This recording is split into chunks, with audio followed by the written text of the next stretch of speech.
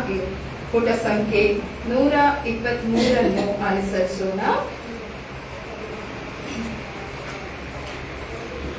ಮೂರನೇ ವಿಧಾನ ಸ್ತುತಿ. ದೇವರನ್ನು ಆರಾಧಿಸೋಣ. ಕೃತಜ್ಞತಾ ಸ್ತುತಿಯೊಡನೆ ಆತನ ಮಂದಿರ ದ್ವಾರಗಳಿಗೂ ಕೀರ್ತನೆಯೊಡನೆ ಆತನ ಅಂಗಳಗಳಿಗೂ ಬನ್ನಿರಿ.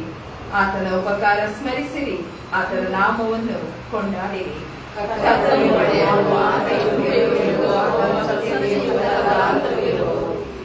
ಬನ್ನಿರಿ, ನಮ್ಮ ನಿರ್ಮಾಣಿಕನಾದ ಕರ್ತನಿಗೆ ಸಾಷ್ಟಾಂಗವೆರಗಿ ಆರಾಧಿಸೋಣ.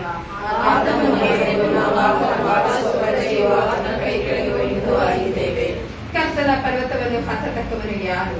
ಆತನ ಪವಿತ್ರ ಸ್ಥಾನದಲ್ಲಿ ನಿಲ್ಲುವುದಕ್ಕೆ ಎಂಥವನು ಯೋಗ್ಯನು?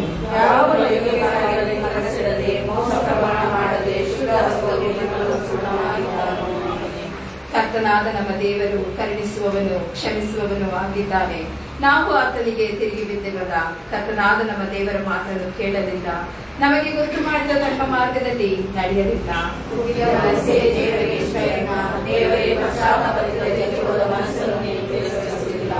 ಏಸು ಇಂತೆಂದನು, ಎಲೈ ಕಷ್ಟಪಡುವವರೇ, ಹೊರೆ ಹೊತ್ತುವವರೇ, ನೀವೆಲ್ಲರೂ ನನ್ನ ಬಳಿಗೆ ಬನ್ನಿರಿ, ನಾನು ನಿಮಗೆ ವಿಶ್ರಾಂತಿ ಕೊಡುವೆನು.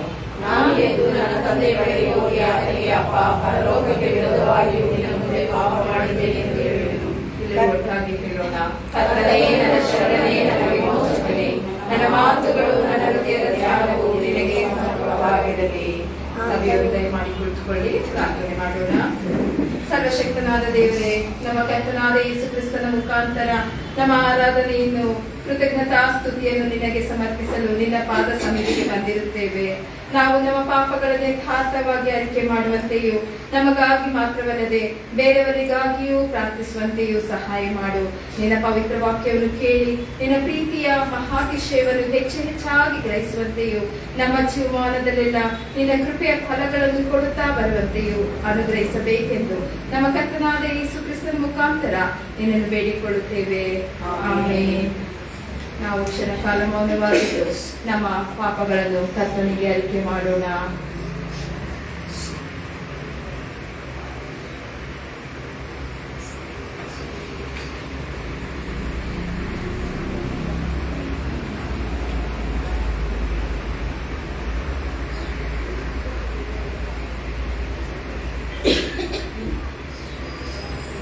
ನಮ್ಮಲ್ಲಿ ಪಾಪವಿಲ್ಲವೆಂದು ಹೇಳಿದರೆ ನಮ್ಮನ್ನು ನಾವೇ ಮೋಸಪಡಿಸಿಕೊಳ್ಳುತ್ತೇವೆ ಮತ್ತು ಸತ್ಯವೆಂಬುದು ನಮ್ಮಲ್ಲಿಲ್ಲ. ನಮ್ಮ ಪಾಪಗಳನ್ನು ಒಪ್ಪಿಕೊಂಡು ಅರಿಕೆ ಮಾಡಿದರೆ ಆತನು ನಂಬಿಗಸ್ತನು ನೀತಿವಂತನೂ ಆಗಿರುವುದರಿಂದ ನಮ್ಮ ಪಾಪಗಳನ್ನು ಕ್ಷಮಿಸಿಬಿಟ್ಟು ಸಕಲ ಅನೀತಿಯನ್ನು ಪರಿಹರಿಸಿ ನಮ್ಮನ್ನು ಶುದ್ಧಿ ಮಾಡುವನು. ನಮ್ಮ ಪಾಪಗಳನ್ನು ಕರ್ತನಿಗೆ ಅರಿಕೆ ಮಾಡುವ ಹಾಗೆ ಪುಟ ಸಂಖ್ಯೆ 126 ಅನುಸರಿಸೋಣ. ಪ್ರೀತಿ ಸ್ವಲ್ಪನಾದ ದೇವರೇ, ನನ್ನನ್ನು ಕರುಣಿಸು. ಕರುಣಾನಿಧಿಯೇ, ನನ್ನ ದ್ರೋಹವನ್ನೆಲ್ಲ ಅಳಿಸಿಬಿಡು. ನನ್ನ ಪಾಪವನ್ನು ಸಂಪೂರ್ಣವಾಗಿ ಹೊಡೆದು ಬಿಡು. ನನ್ನ ದೋಷವನ್ನು ಪರಿಹರಿಸಿ ನನ್ನನ್ನು ಶುದ್ಧಿಗೊಳಿಸು. ನಾನು ದ್ರೋಹಿ ಎಂದು ನಾನೇ ಒಪ್ಪಿಕೊಂಡಿದ್ದೇನೆ. ನನ್ನ ಪಾಪವು ಯಾವಾಗಲೂ ನನ್ನ ಮುಂದೆ ಇದೆ. ಕೇವಲ ನಿನಗೆ ತಪ್ಪು ಮಾಡಿದ್ದೇನೆ. ನಿನ್ನ ದೃಷ್ಟಿಗೆ ಕೆಟ್ಟದಾಗುವುದನ್ನೇ ಮಾಡಿದ್ದೇನೆ. ದೇವರೇ, ನನ್ನ ಶುದ್ಧತೆಯನ್ನು ನಿರ್ಮಿಸಿ ನನಗೆ ಸ್ಥಿರ ಚಿತ್ತವನ್ನು ಅನುಗ್ರಹಿಸಿ ನನ್ನನ್ನು ಬಲಪಡಿಸು. ನಿನ್ನ ರಕ್ಷಣಾನಂದವನ್ನು ನಾನು ತಿರುಗಿ ಅನುಭವಿಸುವಂತೆ ಮಾಡು. ನನ್ನ ರಿಸಿದ ಮನಸ್ಸನ್ನು ಹುಟ್ಟಿಸಿ ನನಗೆ ಆಧಾರ ಹಾಕು. ಪ್ರಾರ್ಥನೆ ಮಾಡೋಣ. ಕೃಪಾಳು ಪ್ರಭುವೇ, ನಿನ್ನ ವಿಶ್ವಾಸಿಗಳಿಗೆ ಪಾಪ ಕ್ಷಮೆಯನ್ನು, ಶಾಂತಿಯನ್ನು ಅನುಗ್ರಹಿಸಿ ಅವರು ತಮ್ಮೆಲ್ಲಾ ಪಾಪಗಳಿಂದ ಶುದ್ಧೀಕರಣವನ್ನು ಹೊಂದಿ ಶಾಂತ ಚಿತ್ತರಾಗಿ ನಿನ್ನನ್ನು ಸೇವಿಸುವಂತೆ ದಯಪಾಲಿಸಬೇಕೆಂದು ನಮ್ಮ ಕರ್ತನಾದ ಯೇಸು ಕ್ರಿಸ್ತನ ಮುಖಾಂತರ ನಿನ್ನನ್ನು ಬೇಡಿಕೊಳ್ಳುತ್ತೇವೆ. ಆಮೆನ್.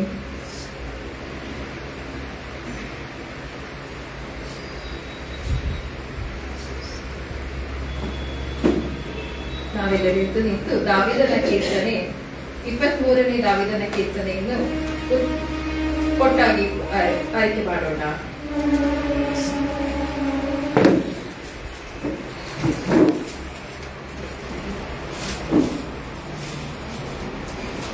ಕೀರ್ತನೆ 23.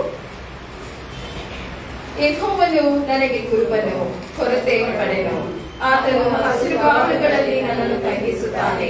ವಿಶ್ರಾಂತಿಕರವಾದ ನೀರುಗಳ ಬಳಿಗೆ ಬರಮಾಡುತ್ತಾನೆ. ನನ್ನ ಪ್ರಾಣವನ್ನು ಜೀವಿಸ ಮಾಡಿ ತನ್ನ ಹೆಸರಿಗೆ ತಕ್ಕಂತೆ ನೀತಿ ಮಾರ್ಗದಲ್ಲಿ ನನ್ನನ್ನು ನಡೆಸುತ್ತಾನೆ. ನಾನು ಕಡಲಿನ ಕಣಿವೆಯಲ್ಲಿ ನಡೆಯುವಾಗಲೂ ನೀನು ಹತ್ತಿರವೇ ಕಿವಿಯರಿಗೆ ಹೆದರೇನು. ನಿನ್ನ ನುಡಿಯು ನಿನ್ನ ಕೋಲು ನನಗೆ ಧೈರ್ಯ ಕೊಡುತ್ತದೆ. ವೈರಿಗಳ ಮುಂದೆಯೇ ನೀನು ನನಗೋಸ್ಕರ ಉತ್ತರವನ್ನು ಸಿದ್ಧಪಡಿಸಿದ್ದೆ. ನನ್ನ ತಲೆಗೆ ತೈಲವನ್ನು ರಚಿಸುತ್ತಿ, ನನ್ನ ಪಾಪೆಯು ನೆಮ್ಮದಿಗೊಳಿಸುತ್ತದೆ. ನಿಶ್ಚಯವಾಗಿ ನನ್ನ ಜೀವನದಲ್ಲಿರುವ ಶುಭವು ಬೆಳೆಯು ನನ್ನನ್ನು ಪಾಲಿಸುತ್ತದೆ. ಆಮೆನ್. ಸವಿತಾ ದಯಮಾಡಿ ಕುಳಿತುಕೊಳ್ಳಿ. ಇಂದಿಗೆ ಓದಲು ನೇಮಕವಾದಂತಹ ಸತ್ಯವೇದ ಪಾರಾಯಣವು ಓದಲ್ಪಡುತ್ತದೆ.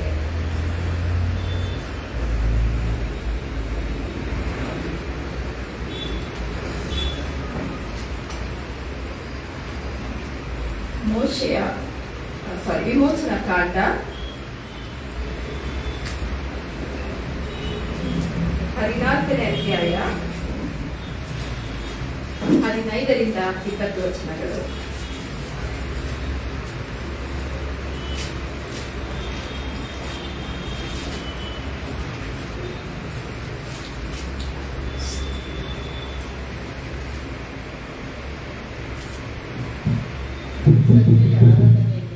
ನೇಮಕವಾಗಿರುವ ಸತ್ಯವೇದ ವಾಕ್ಯವು ಹಳೆಯ ಒಡಂಬಡಿಕೆಯಲ್ಲಿ ವಿಮೋಚನಾ ಕಾಂಡ 14ನೇ ಅಧ್ಯಾಯ 15ನೇ ವಚನದಿಂದ 20ನೇ ವಚನದವರೆಗೆ.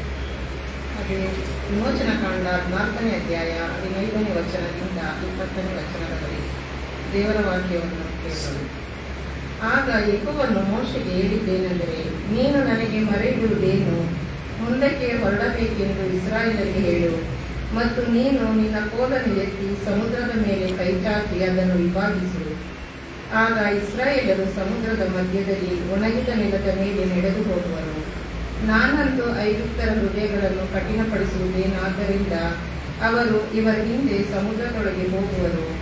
ಆಗ ನಾನು ಫರೋಹನಲ್ಲಿಯೂ ಅವನ ಸಮಸ್ತ ಸೈನ್ಯದಲ್ಲಿಯೂ ರಥಗಳಲ್ಲಿಯೂ ಕುದುರೆಗಳಲ್ಲಿಯೂ ಪ್ರಖ್ಯಾತಿಗೊಳ್ಳುವೆನು. ನಾನು ಫರೋಹನಲ್ಲಿಯೂ ಅವನ ರಥಗಳಲ್ಲಿಯೂ ಕುದುರೆಗಳಲ್ಲಿಯೂ ಪ್ರಖ್ಯಾತಿ ಹೊಂದಿದ ನಂತರ ನಾನು ಯೆಹೋವನು ಎಂಬುದನ್ನು ಐಗುಪ್ತರು ತಿಳಿದುಕೊಳ್ಳುವರು ಅಂದನು. ಆಗ ಇಸ್ರಾಯೇಲರ ದಂಡಿನ ಮುಂದೆ ಹೋಗುತ್ತಿದ್ದ ದೇವದೂತನು ತನ್ನ ಸ್ಥಳವನ್ನು ಬಿಟ್ಟು ಅವರ ಹಿಂದಕ್ಕೆ ಬಂದನು. ಅವರ ಮುಂದಾಗಿದ್ದ ಮೇಘಸ್ತಂಭವು ಅಲ್ಲಿಂದ ಬಂದು ಅವರ ಹಿಂದೆ ನಿಂತುಕೊಂಡಿತು.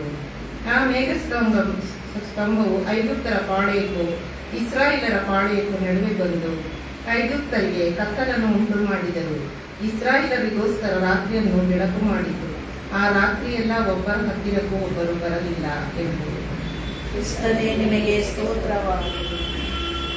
ನಾವು ವಾಕ್ಯ ಧ್ಯಾನಕ್ಕೆ ತೆರಳುವ ಮುನ್ನ ನಮ್ಮನ್ನು ನಾವು ಪ್ರಾರ್ಥನಾ ಪೂರ್ವಕವಾಗಿ ಕರ್ತ ಸಿದ್ಧವಾಗಿದ್ದೇನೆ ಎಂಬ ಸಂಗೀತವನ್ನು ಹಾಡಿಕೊಳ್ಳೋಣ.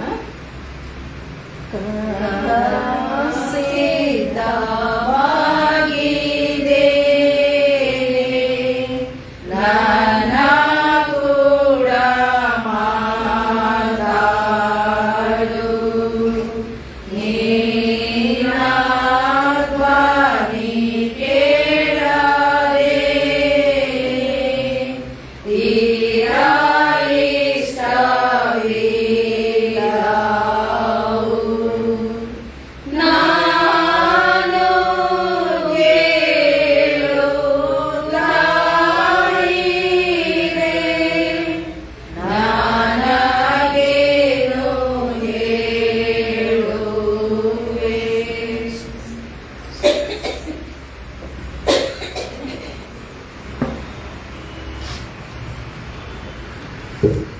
ಪ್ರಾರ್ಥನೆ ಮಾಡೋಣ. ಮಹೋನ್ನತನು ಮಹಾಪರಿಶುದ್ಧನು ಜೀವವುಳ್ಳ ದೇವರೇ, ಅಪ್ಪ, ನಿನ್ನ ವಾಕ್ಯವನ್ನು ನಾವು ಗ್ರಹಿಸಲಿಕ್ಕೆ ನಮ್ಮ ಆತ್ಮಿಕ ಕಣ್ಣುಗಳನ್ನು ಕಿವಿಗಳನ್ನು ನೀನು ತೆರೆ ಮಾಡು ಸ್ವಾಮಿ. ಇಲ್ಲಿ ನನ್ನ ಜ್ಞಾನದಿಂದ ನಿನ್ನ ವಾಕ್ಯವನ್ನು ಹೇಳಬಾರ್ದಪ್ಪ. ನಿನ್ನ ಪರಿಶುದ್ಧ ವಾಕ್ಯ ಅಪ್ಪ ಸ್ವಾಮಿ, ನಿನ್ನ ಪರಿಶುದ್ಧ ವಾಕ್ಯವು ನಿನ್ನ ಪರಿಶುದ್ಧ ರೀತಿಯಲ್ಲಿ ಅಪ್ಪ ಸ್ವಾಮಿ ನೀನು ಅದನ್ನು ಈ ಜನರಿಗೆ ಪ್ರಕಟಪಡಿಸು ಸ್ವಾಮಿ. ನೀನು ಏನು ಹೇಳುತ್ತಿ ಎಂದು ಕೇಳುತ್ತಾ ಕಾಯುತ್ತಾ ಕುಳಿತಿರುವಾಗ ಆ ಮಕ್ಕಳಿಗೆ ನಿನ್ನ ವಾಕ್ಯ ಅಪ್ಪ ಸ್ವಾಮಿ ನಿನ್ನ ಪರಿಶುದ್ಧ ವಾಕ್ಯ ಹಿಡಿದು ಬರ್ಲಿಕ್ಕೆ ಒಬ್ಬೊಬ್ಬರೊಟ್ಟಿಗೆ ನೀನು ಮಾತನಾಡು. ಅವರಿಗೆ ಇಷ್ಟವಾದ ರೀತಿಯಲ್ಲಿ ಅಪ್ಪ ಸ್ವಾಮಿ ಅವರ ಮನಸ್ಸುಗಳಿಗೆ ಹೃದಯಗಳಿಗೆ ಬೇಕಾದಂತ ಆತ್ಮಿಕ ಆಹಾರ ನನ್ನ ಮೂಲಕ ನೀನು ಒದಗಿಸಿ ಕೊಡುತ್ತಾನೆ ತಂದೆಯೇ. ನನ್ನ ಒಡೆಯನೇ, ನನ್ನ ರಕ್ಷಕನೇ, ಇಲ್ಲಿರುವಂತ ಒಬ್ಬೊಬ್ಬರ ನಿನ್ನ ಬಹಳಷ್ಟು ಒಪ್ಸ್ಕೊಡ್ತಾ ಇದ್ದೇವಪ್ಪ. ಈ ವಾಕ್ಯದ ಗೂಢಾರ್ಥ ಅಪ್ಪ ಸ್ವಾಮಿ ಒಬ್ಬೊಬ್ಬರಿಗೂ ಅರ್ಥವಾಗ್ಬೇಕಪ್ಪ. ಒಬ್ಬೊಬ್ಬರು ನಿನ್ನ ವಾಕ್ಯವನ್ನು ಗ್ರಹಿಸಿ 100ರಷ್ಟು 60ರಷ್ಟು 70ರಷ್ಟು ಫಲ ಕೊಡುವಂತೆ ಒಬ್ಬೊಬ್ಬರ ಹೃದಯದಲ್ಲಿ ನೀನು ಕಾರ್ಯ ಮಾಡುತ್ತರ್ತಾನೆ. ಈ ವಾಕ್ಯವೆಂಬ ಮನ್ನವನ್ನು ನಾವು ಸವಿಯುತ್ತಾ ಅದನ್ನೇ ಹಗಲಿರುಳು ಧ್ಯಾನಿಸುತ್ತಾ ಆ ವಾಕ್ಯದ ಪ್ರಕಾರ ನಾವು ನಡೆಯುವಂತೆ ನೀ ನಮ್ಮೊಬ್ಬೊಬ್ಬರನ್ನು ಪ್ರೇರೇಪಿಸಿ ಕೈ ನಡೆಸಿ ಕಾಪಾಡಪ್ಪ. ಹೌದು ಸ್ವಾಮಿ, ಕಾಲುವೆಗಳ ಮಧ್ಯದಲ್ಲಿ ಬೆಳೆದ ಮರ, ಅಂಥ ಮರವು ತಕ್ಕ ಕಾಲದಲ್ಲಿ ಫಲ ಕೊಡ್ತದಲ್ಲ ಅಂತ ಹೇಳಿದ್ಯಲ್ಲ ಕರ್ತನೆ. ಹೌದಪ್ಪ, ನಾವು ಸಹ ಕಾಲುವೆಗಳ ಮಧ್ಯದಲ್ಲಿ ಬೆಳೆಯುವ ಮರದಂತೆ ನಿನ್ನ ವಾಕ್ಯವೆಂಬ ಮನ್ನವನ್ನು ಸವಿಯುತ್ತಾ ವಾಕ್ಯದೊಟ್ಟಿಗೆ ಯಾವಾಗಲೂ ಅಪ್ಪ ಸ್ವಾಮಿ ನಾವು ವಾಕ್ಯದೊಟ್ಟಿಗೆ ಯಾವಾಗಲೂ ಒಡನಾಡುತ್ತಾ ವಾಕ್ಯದಿಂದ ನಮ್ಮನ್ನು ತುಂಬಿಸಿಕೊಂಡು ನಿನ್ನ ಪರಿಶುದ್ಧ ಮಕ್ಕಳಾಗಿ ಬಾಳುವಂತೆ ನಮ್ಮೊಬ್ಬೊಬ್ಬರನ್ನು ಪ್ರೇರೇಪಿಸಿ ಕೈ ನಡೆಸಿ ಕಾಪಾಡು ಅಪ್ಪ. ನೀನೊಬ್ಬೊಬ್ಬರೊಟ್ಟಿಗೆ ಮಾತನಾಡು. ಈ ವಾಕ್ಯ ಮಾತನಾಡ್ಬೇಕಪ್ಪ. ಈ ವಾಕ್ಯದ ಮೂಲಕ ನೀನ್ ಮಹಿಮೆ ಹೊಂದ್ಕೋಪ. ನೀನೊಬ್ಬನಿಗೆ ಸ್ತುತಿಗರ ಮಾನ ಮಹಿಮೆ ಸಲ್ಲಲಿ. ನೀನೇ ಎಲ್ರೋಹಿ ಎಲ್ ಶಡಾಯ್ ಆಗಿದ್ಕೊಂಡು ನಮ್ಮ ಮಧ್ಯದಲ್ಲಿ ನೀನು ಮಾತನಾಡುತ್ತಾ ನಮ್ಮನ್ನು ಕೈ ನಡೆಸಿ ಕಾಪಾಡಬೇಕೆಂದು ನಿನ್ನ ಪಾದದ ಬಳಿ ಬಿದ್ದು ಬೇಡಿ ಹೊಂದಿದ್ದೇವೆ ಸ್ವಾಮಿ. ಆಮೇನ್. ತಂದೆ ದೇವರು ಕೊಟ್ಟಂತಹ ಈ ಸುವರ್ಣ ಅವಕಾಶಕ್ಕಾಗಿ ನಾನು ತಂದೆ ದೇವರನ್ನು ವಂದಿಸುವವಳಾಗಿದ್ದೇನೆ. ಹಾಗೂ ನಮ್ಮ ಪ್ರೀತಿಯ ಅಮ್ಮನವರಾದಂತಹ ರೇಚಲ್ ಸುದರ್ಶನ್ ಅಮ್ಮನವರು ಹಾಗೂ ಅವರ ಕುಟುಂಬದವರಿಗೂ ನನ್ನ ಹೃತ್ಪೂರ್ವಕ ವಂದನೆಯನ್ನು ಸಲ್ಲಿಸುತ್ತೇನೆ. ಎಲ್ಲಾ ಸಭಾಪಾಲನಾ ಸಮಿತಿಯವರು, ಅವರ ಕುಟುಂಬದವರು ಹಾಗೂ ಇಲ್ಲಿರುವಂತಹ ನಿಮ್ಮೆಲ್ಲರಿಗೂ ಕ್ರಿಸ್ತಿಯ ವಂದನೆಗಳು.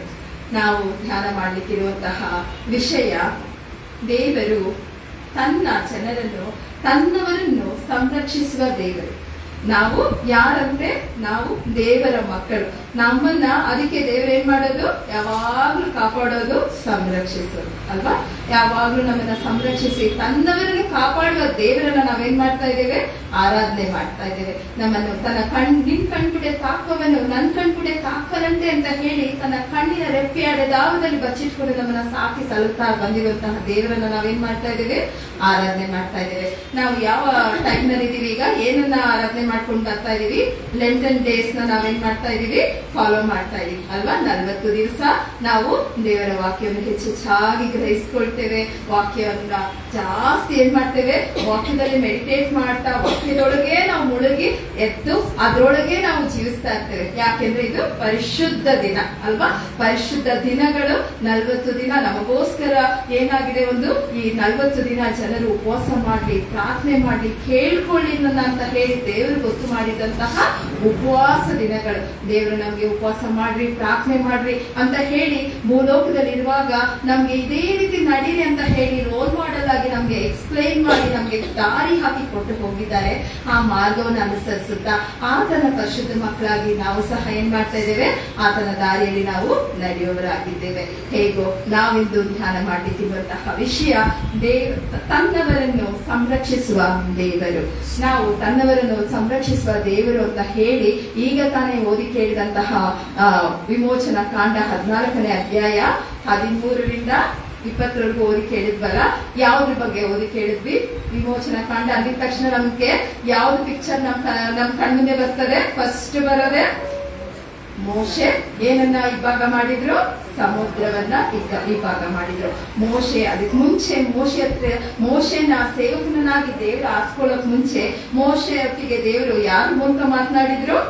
ಬೆಂಕಿಯ ಪೊದೆಯ ಮೂಲಕ. ಪೊದೆ ಉರಿತಾ ಇದೆ, ಆದ್ರೂ ಅಲ್ಲಿ ಪೊದೆ ಏನಾಗಿರ್ಲಿಲ್ಲ? ಸುಟ್ಟೋಗಿರ್ಲಿಲ್ಲ. ಆ ಪೊದೆಯ ಮೂಲಕ ದೇವರು ಮಾತನಾಡುವಾಗ ಆ ಪೊದೆಯ ಮೂಲಕ ಮಾತಾಡಿದಂತಹ ವಿಶೇಷ ಸಂಗತಿ ನಮ್ ಕಣ್ಣಿಗೆ ನೆನಪು ಬರಲ್ಲ. ಅಥವಾ ಮಗುವಾಗಿದ್ದ ಮೋಶೆನ ಆ ರಾಣಿ ಎತ್ಕೊಂಡೋಗಿ ಸಾಕಿ ದೊಡ್ಡ ಮನುಷ್ಯನಾಗಿ ಮಾಡಿದ್ದಲ್ಲ, ಆ ಕಥೆ ಕೂಡ ನಮ್ಗೆ ನೆನಪು ಬರಲ್ಲ. ಮುಖ್ಯವಾಗಿ ನಮ್ಗೆ ಇಂಪಾರ್ಟೆಂಟ್ ಆಗಿ ನೆನಪಾಗೋದು ಯಾವ ಕಥೆ?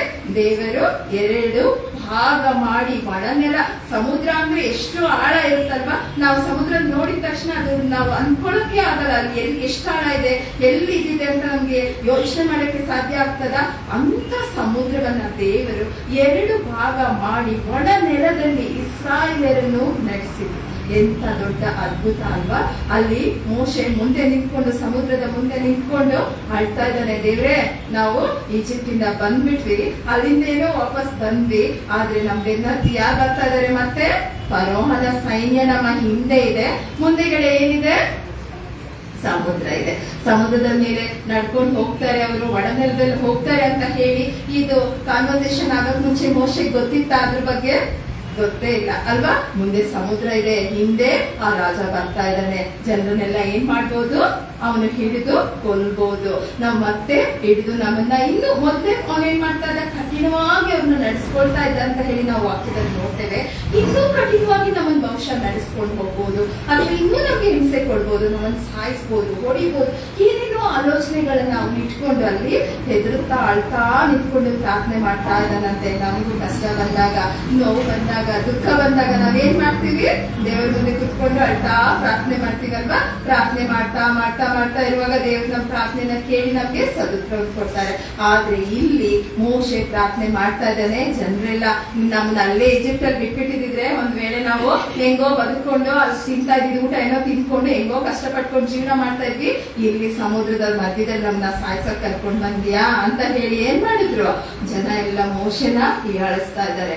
ಈ ಕಡೆ ಸಮುದ್ರ, ಹಿಂದೆಗಡೆ ಫರೋಹನ ಸೈನ್ಯ, ಜನರ ಮಾತು, ನಿಂದನೆ. ಆ ಜನರಿಗೂ ಸಹ ಎಲ್ರಿಗೂ ಭಯ ಆಗೋಗಿದೆ. ಅಂತಹ ಒಂದು ದೊಡ್ಡ ಭಯಂಕರವಾದ ಪರಿಸ್ಥಿತಿಯಲ್ಲಿ ಅಳುತ್ತಾ ನಿಂತಿರುವ ಮೋಶೆನ ನೋಡಿ ದೇವರನ್ನ ಏನಂತ ಹೇಳಿದ್ರು, ನಾವೀಗ ತಾನೇ ಓದಿ ಕೇಳಿದ್ವಲ್ಲ, ಏನಂತ ಹೇಳಿದ್ರು 15ನೇ ವಚನದಲ್ಲಿ, ಯೆಹೋವನು ಮೋಶೆಗೆ ಹೇಳಿದ್ದೇನೆಂದರೆ, ನೀನು ನನಗೆ ಮೊರೆ ಇಡುವುದೇನು? ನೀನೇ ಕೂತ್ಕೊಂಡು ಅಳ್ತಾ ಇದೀಯಾ ಮೋಶೆ ನನ್ನ ಜೊತೆಗೆ? ಇಷ್ಟೊಂದು ನೀನ್ ನನ್ನ ಅರ್ಥ ಮಾಡ್ಕೊಂಡಿದ್ಯಾ, ಇಷ್ಟೊಂದು ನಾನು ನಿನ್ಗೆಲ್ಲ ಗೈಡ್ ಮಾಡಿ ಹೇಳಿದೀನಿ, ಆದ್ರೂ ನೀನೇನ್ ನನ್ ಮುಂದೆ ಕೂತ್ಕೊಂಡು ಅಳ್ತಾ ಇದೀಯಾ ಇವಾಗ ಅಂತ ಹೇಳಿ ದೇವರು ಅವನಿಗೆ ಕ್ವಶನ್ ಮಾಡ್ತಾ ಇದ್ದಾರೆ. ಕೆಲವೊಂದ್ ವೇಳೆ ನಾವು ಸಹ ಎಷ್ಟೋ ಪ್ರಾರ್ಥನೆ ಮಾಡ್ತೇವೆ, ಎಷ್ಟೋ ಉಪವಾಸಗಳನ್ನ ಮಾಡ್ತೇವೆ, ಆದ್ರೂ ನಮ್ಗೆ ಏನ್ ಸಿಕ್ಕಿರಲ್ಲ, ಜಯ ಸಿಕ್ಕಿರಲ್ಲ. ಈಗ ಒಂದು ಜಾಬ್, ನಮ್ಗೊಂದು ಕೆಲಸ ಬೇಕು ಅಂದ್ರೆ ಆ ಪರ್ಟಿಕ್ಯುಲರ್ ಕೆಲಸಕ್ಕೆ ನಾವೇನ್ ಮಾಡ್ಬೇಕು, ಫಸ್ಟ್ ಅಪ್ಲಿಕೇಶನ್ ಹಾಕ್ಬೇಕು ಅಲ್ವಾ, ಇಂಟರ್ವ್ಯೂ ಫೇಸ್ ಮಾಡ್ಬೇಕು. ಇಂಟರ್ವ್ಯೂ ಫೇಸ್ ಮಾಡ್ತಾ ಮಾಡ್ತಾ ದೇವ್ರ ಹತ್ರ ಪ್ರಾರ್ಥನೆ ಮಾಡುವಾಗ ದೇವ್ರ ಏನ್ ಮಾಡ್ತಾರೆ, ಅಲ್ಲಿ ನಮ್ಗೆ ಜಯ ಕೊಡ್ತಾರೆ. ನಮ್ಮ ಪ್ರತಿಫಲ, ನಮ್ಮ ಶ್ರಮೆ ಅಲ್ಲಿ ಇಲ್ಲ ಅಂದ್ರೆ ಅಲ್ಲಿ ಪ್ರತಿಫಲ ಸಿಕ್ಲಿಕ್ಕೆ ಏನಾಗಲ್ಲ, ಸಾಧ್ಯ ಇಲ್ಲ. ನಾವು ಬರೀ ಪ್ರಾರ್ಥನೆ ಮಾಡ್ಕೊಂಡು, ಈಗ ಎಕ್ಸಾಮ್ಸ್ ನಡೀತಾ ಇದೆ, 10th ಸ್ಟ್ಯಾಂಡರ್ಡ್ 12th ಸ್ಟ್ಯಾಂಡರ್ಡ್ ಎಲ್ಲ ಎಕ್ಸಾಮ್ಸ್ ನಡೀತಾ ಇದೆ. ಮಕ್ಳು ಬರೀ ಪ್ರಾರ್ಥನೆ ಮಾಡ್ಕೊಂಡೆ ನಾವು ಪಾಸ್ ಆಗ್ತೀವಿ ಅಂತ ಹೇಳಿದ್ರೆ ಆಗ್ತದ? ಓದ್ಬೇಕು, ಅವ್ರ ಶ್ರಮ ಅಲ್ಲಿ ಇರ್ಬೇಕಲ್ಲ. ದೇವ್ರ ಅದಕ್ಕೆ ಮೋಶೆಗೆ ಹೇಳಿದ್ದು, ನೀನ್ ನಿಂತ್ಕೊಂಡು ಏನ್ ಅಳ್ತಾ ಇದೆಯಾ ನನ್ನನ್ನು ನೋಡ್ಬಿಟ್ಟು, ಫಸ್ಟ್ ನೀನ್ ಏನ್ ಮಾಡೋ, ನಂಬಿಕೆಯಿಂದ ಹೆಜ್ಜೆ ಇಡು. ಎಲ್ಲಿ ಹೆಜ್ಜೆ ಇಡ್ಬೇಕಂತೆ? ಸಮುದ್ರದ ಮೇಲೆ ಹೆಜ್ಜೆ ಇಡು. ಎಲ್ಲಿ ಹೆಜ್ಜೆ ಇಡು?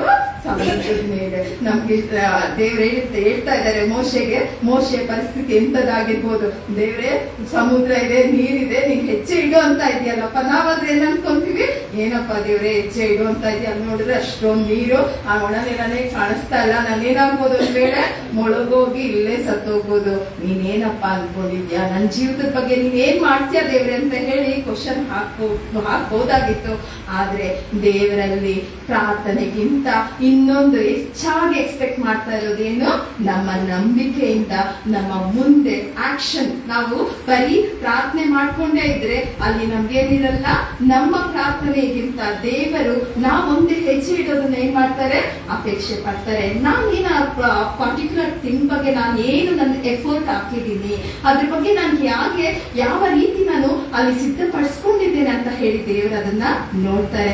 ಆದ್ರಿಂದಾನೇ ದೇವ್ರು ಹೇಳಿದ್ದು, ಪ್ರಾರ್ಥನೆ ಏನ್ ಮಾಡ್ತಾರೆ, ಈಗೇನ್ ನನ್ನ ಹತ್ರ ಅಳ್ತಾ ಇದೆಯಾ, ಫಸ್ಟ್ ಏನೇನ್ ಮಾಡು, ಹೆಜ್ಜೆ ಇಡು. ನಾವು ಸಹ ಈ ಲೋಕದಲ್ಲಿ ಎಷ್ಟೋ ಕಷ್ಟ ಇದೆ, ಚಿಂತೆ ಇದೆ, ದುಃಖ ಅನ್ನುವಂತಹ ಸಮುದ್ರ ನಮ್ಮ ಮುಂದೆ ಇದೆ. ಕಷ್ಟ ಅನ್ನುವಂತಹ ಸಮುದ್ರ, ಬಡತನ ಅನ್ನುವಂತಹ ಸಮುದ್ರ, ಸಾಲ ಅನ್ನುವಂತಹ ಸಮುದ್ರ, ಇನ್ಯಾವುದೋ ಒಂದು ದೊಡ್ಡ ಸಮಸ್ಯೆ, ಅನಾರೋಗ್ಯ ಅನ್ನುವಂತಹ ದೊಡ್ಡ ದೊಡ್ಡ ಸಮುದ್ರ ನಮ್ಮ ಮುಂದೆ ಇದ್ರೆ ದೇವರು ನಮ್ಗೆ ಹೇಳೋದು, ಪ್ರಾರ್ಥನೆ ನೀನೇನ್ ಮಾಡ್ಬೇಕಂತೆ, ಹೆಜ್ಜೆ ಇಡು. ಈ ಭಾಗವಾಗಿ ಒಣನೆಲ್ಲ ಕಾಣಿಸ್ಕೊಂಡು ಆ ಸಮುದ್ರದ ನೀರು ಆ ಕಡೆಗೂ ಈ ಕಡೆಗೂ ಹೋಗಿ ನಾರ್ಮಲ್ ರೋಡ್ ತರ ಅವ್ರು ಏನ್ ಮಾಡಿದ್ರಂತೆ, ಜನ ನಡ್ಕೊಂಡ್ ಬಂದ್ರಂತೆ. ಮತ್ತೆ ಇನ್ನೊಂದು ದೇವ್ರು ಅಲ್ಲಿ ಅದ್ಭುತ ಮಾಡಿದ್ರು, ಎರಡನೇ ಅದ್ಭುತ ಏನಂದ್ರೆ, ಅಲ್ಲಿ ದೇವ್ರು ಆ ಕಡೆ ಈ ಕಡೆ ಸಮುದ್ರವನ್ನ ಇವಾಗ ಮಾಡಿ ಜನರನ್ನ ಅಲ್ಲಿಗೆ ಹೋಗೋಕೆ ಎಲ್ಲಿ ಹೋಗ್ಬೇಕು, ಏನ್ ಮಾಡ್ಬೇಕು ಅಂತ ಅವ್ರಿಗೆ ಏನಾಗ್ತಾ ಇದೆ, ದಿಕ್ಕಾಪಾಲ ಆಗ್ತಾ ಇದ್ದಾರೆ. ಅಲ್ಲಿ ಅವರ ಕುದುರೆಗಳು ಅಥವಾ ರಥಗಳೆಲ್ಲ ಏನಾಗ್ತಾರೆ, ಸಮುದ್ರದೊಳಗೆ ಮುಳುಗೋಗ್ತಾರೆ. ಕಾರಣ ಅಲ್ಲಿ ಕತ್ಲೆ ಇದೆ. ಕತ್ಲೆಲ್ಲ ಓಡಾಡಕ್ಕಾಗತ್ತಾ? ಕರೆಂಟ್ ಇಲ್ಲ ಅಂದ್ರೆ ಏನಾಗ್ತಾ ಇರುತ್ತೆ, ಏನೇ ಇರ್ತೀವಿ, ಇವೊಂದು ನಾವ್ every day to day life ನಲ್ಲಿ ನಾವೆಲ್ಲ ಇಟ್ಟಿದ್ರು ಕರೆಂಟ್ ಇಲ್ಲ ಅಂದ್ರೆ ನಾವು ಹೋಗಲ್ಲೇ ಟಕ್ಕಂತ ತಗೊಳಕ್ಕಾಗತ್ತಾ? ಆಗೋದೇ ಇಲ್ಲ. ಎಲ್ಲೋ ಒಂದ್ ಕಡೆ ಮಿಸ್ ಮಾಡ್ತೀವಿ ಅಥವಾ ಇಡುತ್ತೀವಿ, ಏನೋ ಒಂದ್ ಮಾಡ್ತೀವಲ್ವ. ಆ ಜನರಿಗೂ ಸಹ ಕತ್ತಲೆಯಲ್ಲಿ ಆ ಕಡೆ ಈ ಕಡೆ ಹೋಗ್ಲಿಕ್ಕೆ ಏನಾಗ್ಲಿಲ್ಲ, ಸಾಧ್ಯನೇ ಆಗಲಿಲ್ಲ. ಹಾಗೆ ದೇವರು, ನಮ್ಮ ದೇವರು ಅಷ್ಟು ದೊಡ್ಡ ದೇವರು, ಅದ್ಭುತಗಳನ್ನು ಮಾಡುವಂತಹ ದೇವರು, ಮಹಾದೇವರನ್ನ ನಾವು ಆರಾಧನೆ ಮಾಡ್ತಾ ಇದ್ದೇವೆ ಅಲ್ವಾ. ಅಲ್ಲಿ ಅಗ್ನಿಸ್ತಂಭವಾಗಿ ದೇವರು ಅವರ ಜನರ ಹಿಂದೆ ನಿಂತಿದ್ದನು ಅಂತ ಹೇಳಿ ನಾವು ಇತ್ತಾನೆ ವಾಕ್ಯದಲ್ಲಿ ಓದ್ಕೊಂಡ್ವಿ ಅಲ್ವಾ. ಅಗ್ನಿಸ್ತಂಭದ ಹಾಗೆ ಆ ಜನರ ಹಿಂದೆ ದೇವರು ನಿಂತ್ಕೊಂಡ್ರು. ಹೇಗೆ ನಾವು ಮಕ್ಕಳನ್ನ ರೋಡ್ ಕ್ರಾಸ್ ಮಾಡುವಾಗ ಮಕ್ಕಳಿಗೆ ಏನು ತೊಂದರೆ ಆಗ್ಬಾರ್ದು ಅಂತ ಹೇಳಿ ಗಾಡಿಗಳಿಗೆ ನಾವೇ ಅಡ್ಡವಾಗಿ ನಿಂತ್ಕೊಳ್ತೀವಿ, ಮಕ್ಕಳನ್ನ ಸೇಫ್ ಆಗಿ ರೋಡ್ ಕ್ರಾಸ್ ಮಾಡ್ತೀವಿ. ಆ ರೀತಿ ನಿಮ್ಮ ಪರಲೋಕದ ತಂದೆ ಏನ್ ಮಾಡಿದ್ನು, ಅಲ್ಲಿ ಮಧ್ಯದಲ್ಲಿ ತಾನೇ ಅಡ್ಡಗೋಡೆಯಾಗಿ ನಿಂತ್ಕೊಂಡು ಆ ಸಮುದ್ರವನ್ನು ಇಬ್ಬಾಗ ಮಾಡಿ ಜನರ ಮಧ್ಯದಲ್ಲಿ ಹೋಗುವಂತೆ ಆತನು ಅದ್ಭುತವನ್ನು ಮಾಡಿದನು. ಅಂತಹ ಅದ್ಭುತವಾದ ದೇವರನ್ನ ನೀವು ಆರಾಧನೆ ಮಾಡುವಾಗ ನಮ್ಮ ಮುಂದೆ ಇರುವಂತಹ ಯಾವುದೇ ರೀತಿಯಾದಂತಹ ಸಮುದ್ರ, ಯಾವುದೇ ರೀತಿಯಾದಂತಹ ಕಳವಳ, ಚಿಂತೆ, ದುಃಖ ಏನೇ ಇದ್ರು ಅದನ್ನ ಇಬ್ಬಾಗ ಮಾಡಿ ನಮಗೆ ಒಣನೆಲ ತೋರಿಸಿದಂತೆ ಆ ಮಾರ್ಗದಲ್ಲಿ ನಡೆಸುವ ದೇವರು ಏನ್ ಮಾಡ್ತಾರೆ, ನಮ್ಮನ್ನ ನಡೆಸಿ ಅದ್ಭುತಗಳಿಂದ ಅದ್ಭುತಗಳ ಕಡೆಗೆ ನಮ್ಮನ್ನ ನಡೆಸ್ತಾರೆ, ಆಶೀರ್ವಾದದಿಂದ ಆಶೀರ್ವಾದದ ಕಡೆಗೆ ನಮ್ಮನ್ನ ನಡೆಸ್ತಾರೆ. ಯಾಕೆಂದ್ರೆ ದೇವರು ನಮ್ಮನ್ನ ಅಷ್ಟು ಪ್ರೀತಿ ಮಾಡಿ ನಮ್ಮನ್ನ ಕಾಯ್ದು ಕಾಪಾಡ್ತಾ ಬಂದಿದ್ದಾರೆ. ತನ್ನ ಒಬ್ಬನೇ ಮಗನನ್ನು ಸಹ ಉಳಿಸ್ಕೊಳ್ಳದೆ ಎಲ್ಲವೂ ನಮಗೋಸ್ಕರ ಕೊಟ್ಟಂತ ದೇವರನ್ನ ನೀವು ಆರಾಧನೆ ಮಾಡ್ತಿರುವಾಗ ಅಂದು ಮೋಶೆ ಸಮುದ್ರದ ಮುಂದೆ ನಿಂತು ದೇವರ ಮೇಲೆ ವಿಶ್ವಾಸವಿಟ್ಟಂಗೆ ಯೇಸು ಕ್ರಿಸ್ತನು ಸಹ ಶಿಲ್ಬೆ ಮೇಲೆ, ಆತನಿಗೂ ಶಿಲ್ಬೆಯಲ್ಲಿ ಸಾಯ್ಬೇಕಾದ್ರೆ ಎಷ್ಟು ಚಿಂತೆ ಇತ್ತಲ್ಲ, ಏನಾಗುತ್ತೋ ಮುಂದೆ ಏನಾಗುತ್ತೋ ಅಂತ ಹೇಳಿ ಕಳವಳ ಇತ್ತು, ದುಃಖ ಇತ್ತು, ನೋವಿತ್ತು. ಜನ ಇಷ್ಟು ಹಿಂಸೆ ಕೊಡ್ತಾ ಇದ್ದಾರೆ, ಇಷ್ಟು ನನ್ನನ್ನು ಹೀಯಾಳಿಸ್ತಾ ಇದ್ದಾರೆ, ನಾನು ಆ ಕ್ರೂಜಿಯನ್ನ ಹೊತ್ತಿನ, ನಾನು ಆ ಕ್ರೂಜಿಯ ದಾರಿಲಿ ನಡೀತೀನ ಅಂತ ಹೇಳಿ ಯೇಸು ಕ್ರಿಸ್ತನ್ ಸಹ ಒಂದು ಭಯ ಪಟ್ಟಿರ್ಬೋದು. ಅಂತಹ ಒಂದು ಭಯದ ಸಮಯದಲ್ಲಿ ಯೇಸು ಕ್ರಿಸ್ತನನ್ನು ತಂದೆ ದೇವರು ಸಂತೈಸಿ ಆತನಿಗೆ ಕೊಟ್ಟಂತಹ ಅಧಿಕಾರ, ಆತನಿಗೆ ಕೊಟ್ಟಂತಹ ಎಲ್ಲಾ ರೀತಿಯಾದಂತಹ ನೋವನ್ನು ಸಹಿಸಿಕೊಳ್ಳುವಂತಹ ಶಕ್ತಿಯನ್ನ ಇಂದು ನಿಮಗೆ ದೇವರೇನ್ ಮಾಡ್ತಾ ಇದ್ದಾರೆ, ಪ್ರತಿದಿನ ಕೊಡ್ತಾ ಇದ್ದಾರೆ, ಪ್ರತಿದಿನ ನಮ್ಮನ್ನು ಕಾಪಾಡ್ತಾ ಇದ್ದಾರೆ, ನಡೆಸ್ತಾ ಇದ್ದಾರೆ, ಬರ್ತಾ ಇದ್ದಾರೆ. ಅಂತಹ ದೊಡ್ಡ ದೇವರನ್ನ ನೀವು ಆರಾಧನೆ ಮಾಡುವಾಗ ಆತನನ್ನ ಇನ್ನೂ ಹೆಚ್ಚಾಗಿ ಏನ್ ಮಾಡೋಣ, ಆತ್ಕೊಳ್ಳೋಣ, ಆತನ ಪರಿಶುದ್ಧ ಮಕ್ಕಳಾಗಿ ಮಾಡೋಣ. ಹೀಗೆ 2 ಕೊರಿಂಥ 5ನೇ ಅಧ್ಯಾಯ 7ನೇ ವಚನ ದಯಮಾಡಿ ಯಾರಾದ್ರೂ ಒಬ್ರು ಓದಿ. 2 ಕೊರಿಂಥ 5ನೇ ಅಧ್ಯಾಯ 7ನೇ ವಚನ ಏನಂತ ಬರ್ತದೆ?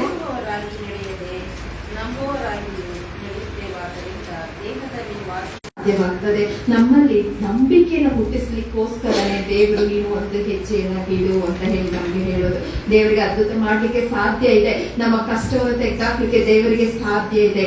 ಆದರೆ ನನ್ನ ಹೃದಯದಲ್ಲಿರುವಂತಹ ನಂಬಿಕೆ ಎಂತದ್ದಾಗಿದೆ ಅಂತ ಹೇಳಿ ಒಂದೊಂದು ಹುಟ್ಟಿ ಅಲ್ಲಿ ಅಪನಂಬಿಕೆ ಉಂಟಾಗ್ತದೆ. ಅಪನಂಬಿಕೆಯನ್ನು ನಾವು ತೆಗೆದಾಕಿ ನಂಬಿಕೆಯನ್ನು ನಾವು ನಡೆಯೋದಾದ್ರೆ ದೇವರ ಆಶೀರ್ವಾದದಿಂದ ಆಶೀರ್ವಾದದ ಕಡೆಗೆ ನಮ್ಮನ್ನು ನಡೆಸ್ತಾರೆ. ಕೆಲವೊಮ್ಮೆ ನಮ್ಮ ಸಮುದ್ರದ ಮುಂದೆ ತೆರೆದುಕೊಳ್ಳಲು ನಮ್ಗೆ ಮೊದಲೇ ಹೆಜ್ಜೆ ನಾವು ಇಡಲೇಬೇಕಾಗ್ತದೆ.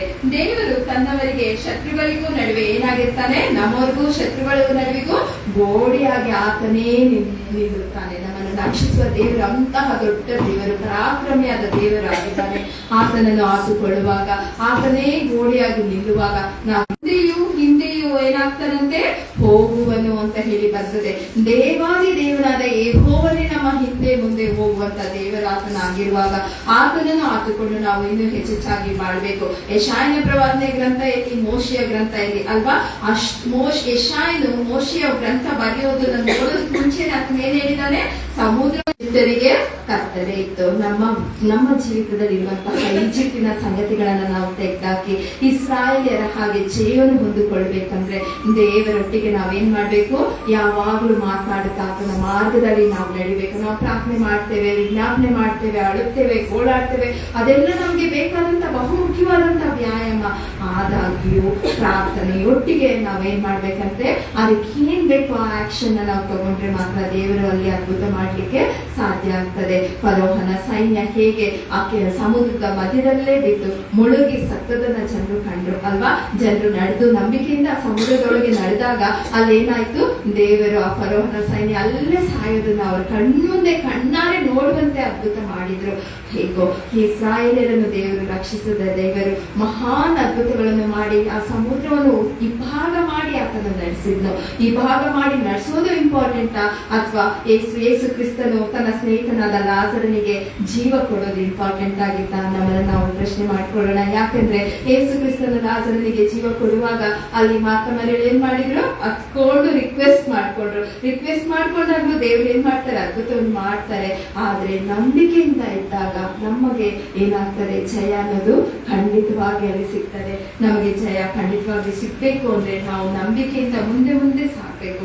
ಆತನ ಮಕ್ಕಳಾಗಿ ನಾವು ನೋಡ್ಬೇಕು. ಯಾಕೆಂದ್ರೆ ಇಂದಿನ ಜಗತ್ತಿನಲ್ಲಿ ಕಷ್ಟ, ಸಂಕಟ, ದುಃಖ, ನೋವು ಅನ್ನುವಂತಹ ಸಮುದ್ರಗಳು ಯಾವಾಗ ಏನಾಗ್ತಾ ಇರ್ತದೆ, ನಮ್ಮ ಮುಂದೆನೆ ನಿಂತಿರ್ತದೆ. ಆ ಸಮುದ್ರಗಳಿಂದ ನಾವು ಬಿಡುಗಡೆ ಹೊಂದಬೇಕು ಅಂದ್ರೆ ಅಂತ ಕಷ್ಟಗಳಿಂದ, ಅನಾರೋಗ್ಯದಿಂದ, ಅಥವಾ ನಮ್ಮ ಯಂಗ್ ಜನರೇಷನ್ ಯಾವಾಗ್ಲೂ ಈಗ ಯಂಗ್ ಜನರೇಷನ್ಗೆ ಎಷ್ಟು ಟೆಂಪ್ಟೇಷನ್ಸ್ ಅಲ್ವಾ. ನಾವು ನೋಡುವಾಗ ನಮ್ಮ ಮಕ್ಕಳು ಈ ರೀತಿ ಹೋಗ್ತಾ ಇದಾರ, ಅವ್ರ ಪ್ರಾರ್ಥನೆಯಲ್ಲಿ ಸಮಯ ಕಳೀತಾ ಇಲ್ವಾ, ಯಾವುದೋ ಒಂದು ಅವ್ರದೇ ಲೋಕದಲ್ಲಿ ಅವ್ರು ಮುಳುಗೋಗ್ತಾ ಇದಾರ ಅಂತ ಹೇಳಿ ಇತರ ಮಕ್ಕಳನ್ನ ನೋಡುವಾಗ, ಬೇರೆ ಮಕ್ಕಳು ಮಾಡುವಂತ ತಪ್ಪನ ಅಥವಾ ಎಲ್ಲೋ ನ್ಯೂಸ್ ಪೇಪರ್ ಅನ್ನು ನೋಡುವಾಗ ನಮ್ಗೆ ಎಷ್ಟು ಭಯ ಆಗತ್ತಲ್ಲ, ಎಷ್ಟು ಕಳವಳ ಆಗತ್ತಲ್ಲ.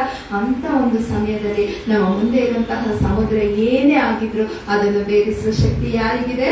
ದೇವರಿಗಿದೆ. ನಮ್ಮ ಮಕ್ಕಳನ್ನ, ನಮ್ಮನ್ನ, ನಮ್ಮ ಕುಟುಂಬವನ್ನ ಯಾರ ಕೈ ನಾವು ಒಪ್ಪಿಸ್ಕೊಡ್ಬೇಕು?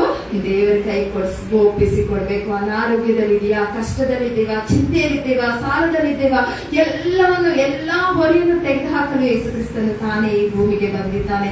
ನಿಮಗೆ ರಕ್ಷಣೆ ಕೊಟ್ಟಂತ ದೇವರು, ನಿಮಗೋಸ್ಕರ ಶಿಲುಬೆ ಮೇಲೆ ಅಷ್ಟು ನೋವನ್ನು ತಿಂದಿದಂತ ದೇವರು, ಆತನು ನಮ್ಮ ಸಾಲ ಅಂತ ಚಿಕ್ಕೊಂದೊಂದು ಸಣ್ಣ ಸಾಲ, ಸಣ್ಣ ಕಷ್ಟ, ಸಣ್ಣ ಅನಾರೋಗ್ಯವನ್ನು ತೆಗೆದಾಕ್ಲಿಕ್ಕೆ ಅವನಿಗೆ ಸಾಧ್ಯವಿಲ್ವಾ? ಆತನಿಗೆ ಎಲ್ಲವೂ ಸಾಧ್ಯ. ನಾವು ನಂಬಿಕೆಯಿಂದ ಏನ್ ಮಾಡ್ಬೇಕು? ಇಸ್ರಾಯೇಲ್ಯರು ಹೇಗೆ ಹೆಜ್ಜೆಯನ್ನು ಇಟ್ಟರು ಅದೇ ರೀತಿ ನಾವು ಸಹ ಹೆಜ್ಜೆಯನ್ನು ಇಟ್ಟು ಆತನೊಟ್ಟಿಗೆ ನಾವು ಹೋಗೋದಾದ್ರೆ ಮಾತ್ರ ನಮ್ಗೇನು ಸಿಗ್ತದೆ? ಎಲ್ಲಾ ಕಷ್ಟದಿಂದ ಬಿಡುಗಡೆಯಿಂದ ಸಿಗ್ತದೆ. ಲೋಕದಲ್ಲಿ ಯಾವ ಕಡೆ ನಾವು ಹೋದ್ರು, ಯಾವ ಮೂಲೆಯಲ್ಲಿ ಹೋದ್ರು ನಮ್ಗೇನಿರಲ್ಲ, ಸಮಾಧಾನ ಇರಲ್ಲ. ಆದ್ರೆ ದೇವರು ಕೊಡುವಂತಹ ಸಮಾಧಾನ, ದೇವರು ಕೊಡುವಂತಹ ಶಾಂತಿ, ದೇವರು ಕೊಡುವಂತಹ ನೆಮ್ಮದಿ ಅದು ಶಾಶ್ವತವಾದದ್ದು. ಆದ್ರಿಂದಲೇ ದೇವರು ಹೇಳೋದು, ನಾನು ನಿಮಗೆ ಕೊಡುವಂತದ್ದೆಲ್ಲವೇನು ಶಾಶ್ವತವಾದದ್ದು. ನಿನ್ನನ್ನು ಯಾವ ರೀತಿ ಪ್ರೀತಿ ಮಾಡಿದ್ದೇನೆ? ನಾನು ನಿನ್ನನ್ನು ಶಾಶ್ವತ ಪ್ರೇಮದಿಂದ ಪ್ರೀತಿಸುತ್ತಾ ಇದ್ದೇನೆ. ಅಗಾಪೆ ಪ್ರೇಮ ಅಂದ್ರೆ ಸ್ನೇಹಿತನಿಗೋಸ್ಕರ ಜೀವ ಕೊಡುವಂತಹ ಪ್ರೀತಿ ಅಲ್ವಾ. ಅದನ್ನ ನಾವು ಫ್ರೆಂಡ್ಸ್ಗೋಸ್ಕರ ನಾವು ಜೀವ ಕೊಡ್ತೀವ. ರಕ್ತ ಕೊಡ್ಬೇಕಂದ್ರೇನೆ, ಫ್ಯಾಮಿಲಿ ಮೆಂಬರ್ಸ್ಗೆ ಬ್ಲಡ್ ಒಂದು ಬಾಟ್ಲ್ ಕೊಡ್ಬೇಕಂದ್ರೇನೆ ಹಿಂದೆ ಮುಂದೆ ಯೋಚನೆ ಮಾಡ್ತೀವಿ. ಕಿಡ್ನಿ ಕೊಡ್ಬೇಕಂದ್ರೆ ಅಯ್ಯೋ ಯಾರೋ ದೊಡ್ಡ ಇದು ತುಂಬಾ ಸ್ಪಿರಿಚುವಲ್ ಆಗಿಟ್ಕೊಂಡು ಓಕೆ ಇಷ್ಟ ಬಂದು ಏನ್ ಮಾಡ್ತಾರೆ, ಕೆಲವೊಬ್ರು ಕೊಡ್ತಾರೆ, ಇಲ್ಲ ಅಂತ ಅಲ್ಲ. ಆದ್ರೂ ನಾವು ಕೊಡ್ಬೇಕಂದ್ರೆ ಒಂದು ಕೆಸದ ಯೋಚನೆ ಮಾಡ್ತೀವಿ, ಅಯ್ಯೋ ನನ್ಗೇನ. ಆದ್ರೆ ಯಾವುದ್ರ ಬಗ್ಗೆ ಯೋಚನೆ ಮಾಡದೆ ನಿಮ್ಮನ್ನು ಶುದ್ಧ ಮಾಡೋದಕ್ಕೋಸ್ಕರ, ನಿಮ್ಮನ್ನು ಪಾಪದ ಸಂಕೋಲೆಯಿಂದ ಬಿಡಿಸೋದಕ್ಕೋಸ್ಕರ, ನಿಮಗೋಸ್ಕರ ಆತನು ಯೋಚನೆ ಮಾಡಿ, ಹೌದು ನನ್ನ ಮಕ್ಕಳನ್ನು ನಾನು ಹಾಗೆ ಬಿಡೋದು, ಪಾಪದಿಂದ ಅವರು ಮುಳುಗಿ ಸಾಯಬಾರ್ದು ಅಂತ ಹೇಳಿ ಯೇಸು ಕ್ರಿಸ್ತನು ತನ್ನ ಪರಿಶುದ್ಧ ರಕ್ತವನ್ನು ಕೊಟ್ಟು ನಮ್ಮನ್ನು ಕೊಂಡುಕೊಂಡನಲ್ಲ. ಆತನ ಪ್ರೀತಿಗಿಂತ ಇನ್ಯಾವ ಪ್ರೀತಿನೂ ಲೋಕದಲ್ಲಿ ಏನಾಗಿಲ್ಲ, ಹೆಚ್ಚಿಗೆ ಇಲ್ಲ. ಆತನ ಅಗಾಪೆ ಪ್ರೇಮ ತೋರಿಸಿ ನಮ್ಮನ್ನು ಪ್ರೀತಿಸಿ ತನ್ನ ಮಮತೆಯ ಹಗ್ಗದಿಂದ ನಮ್ಮನ್ನು ಸೆಳೆದುಕೊಂಡಿದ್ದಾನಲ್ಲ. ಆತನಿಗೋಸ್ಕರ ನಾವು ಏನ್ ಮಾಡಿದ್ದೇವೆ? ಕೇವಲ ಪ್ರಾರ್ಥನೆ ಮಾಡಿಕೊಂಡು ಅಳುತ್ತಾ ಗೋಳಾಡುತ್ತಾ ಕೂತ್ಕೊಂಡಿದ್ದೇವ? ಆತನ ಮುಂದೆ ನಾವು ಸಹ ಆತನೊಟ್ಟಿಗೆ ಒಂದು ಹೆಜ್ಜೆ ಇಟ್ಟು 100 ಹೆಜ್ಜೆಯಷ್ಟು ಆಶೀರ್ವಾದವನ್ನು ಹೊಂದಿಕೊಂಡಿದ್ದೇವ? ನಮ್ಮನ್ನು ನಾವು ಪ್ರಶ್ನೆ ಮಾಡಿಕೊಳ್ಳೋಣ. ನಮ್ಮ ಮುಂದೆ ಸಮುದ್ರ, ಯಾವ ಸಮುದ್ರ ಇದೆ? ದೇವರೊಟ್ಟಿಗೆ ನಾವು ಅದನ್ನು ನಿಭಾಗ ಮಾಡಲು ದೇವರೊಟ್ಟಿಗೆ ಸಹಕರಿಸಿ ನಡೆಯುತ್ತೇವ? ಆತನೊಟ್ಟಿಗೆ ನಾವು ಜಯವನ್ನು ಹೊಂದಿಕೊಂಡು ಬಾಳುತ್ತೇವ? ಅಥವಾ ನಾವು ಹಿಂದೆ ನೋಡುತ್ತಾ ಫರೋಹನ ಸೈನ್ಯದ ಮಧ್ಯೆ, ಈ ಕಡೆ ಮುಂದೆಗಡೆ ಇರುವಂತಹ ಸಮಸ್ಯೆಯ ಮಧ್ಯೆ ನಲಗುತ್ತಾ, ನೋವು ಪಡುತ್ತಾ, ಚಿಂತೆ ಪಡುತ್ತಾ ಇದ್ದೇವಾ? ನಮ್ಮನ್ನು ನಾವು ಪ್ರಶ್ನೆ ಮಾಡಿಕೊಳ್ಳೋಣ.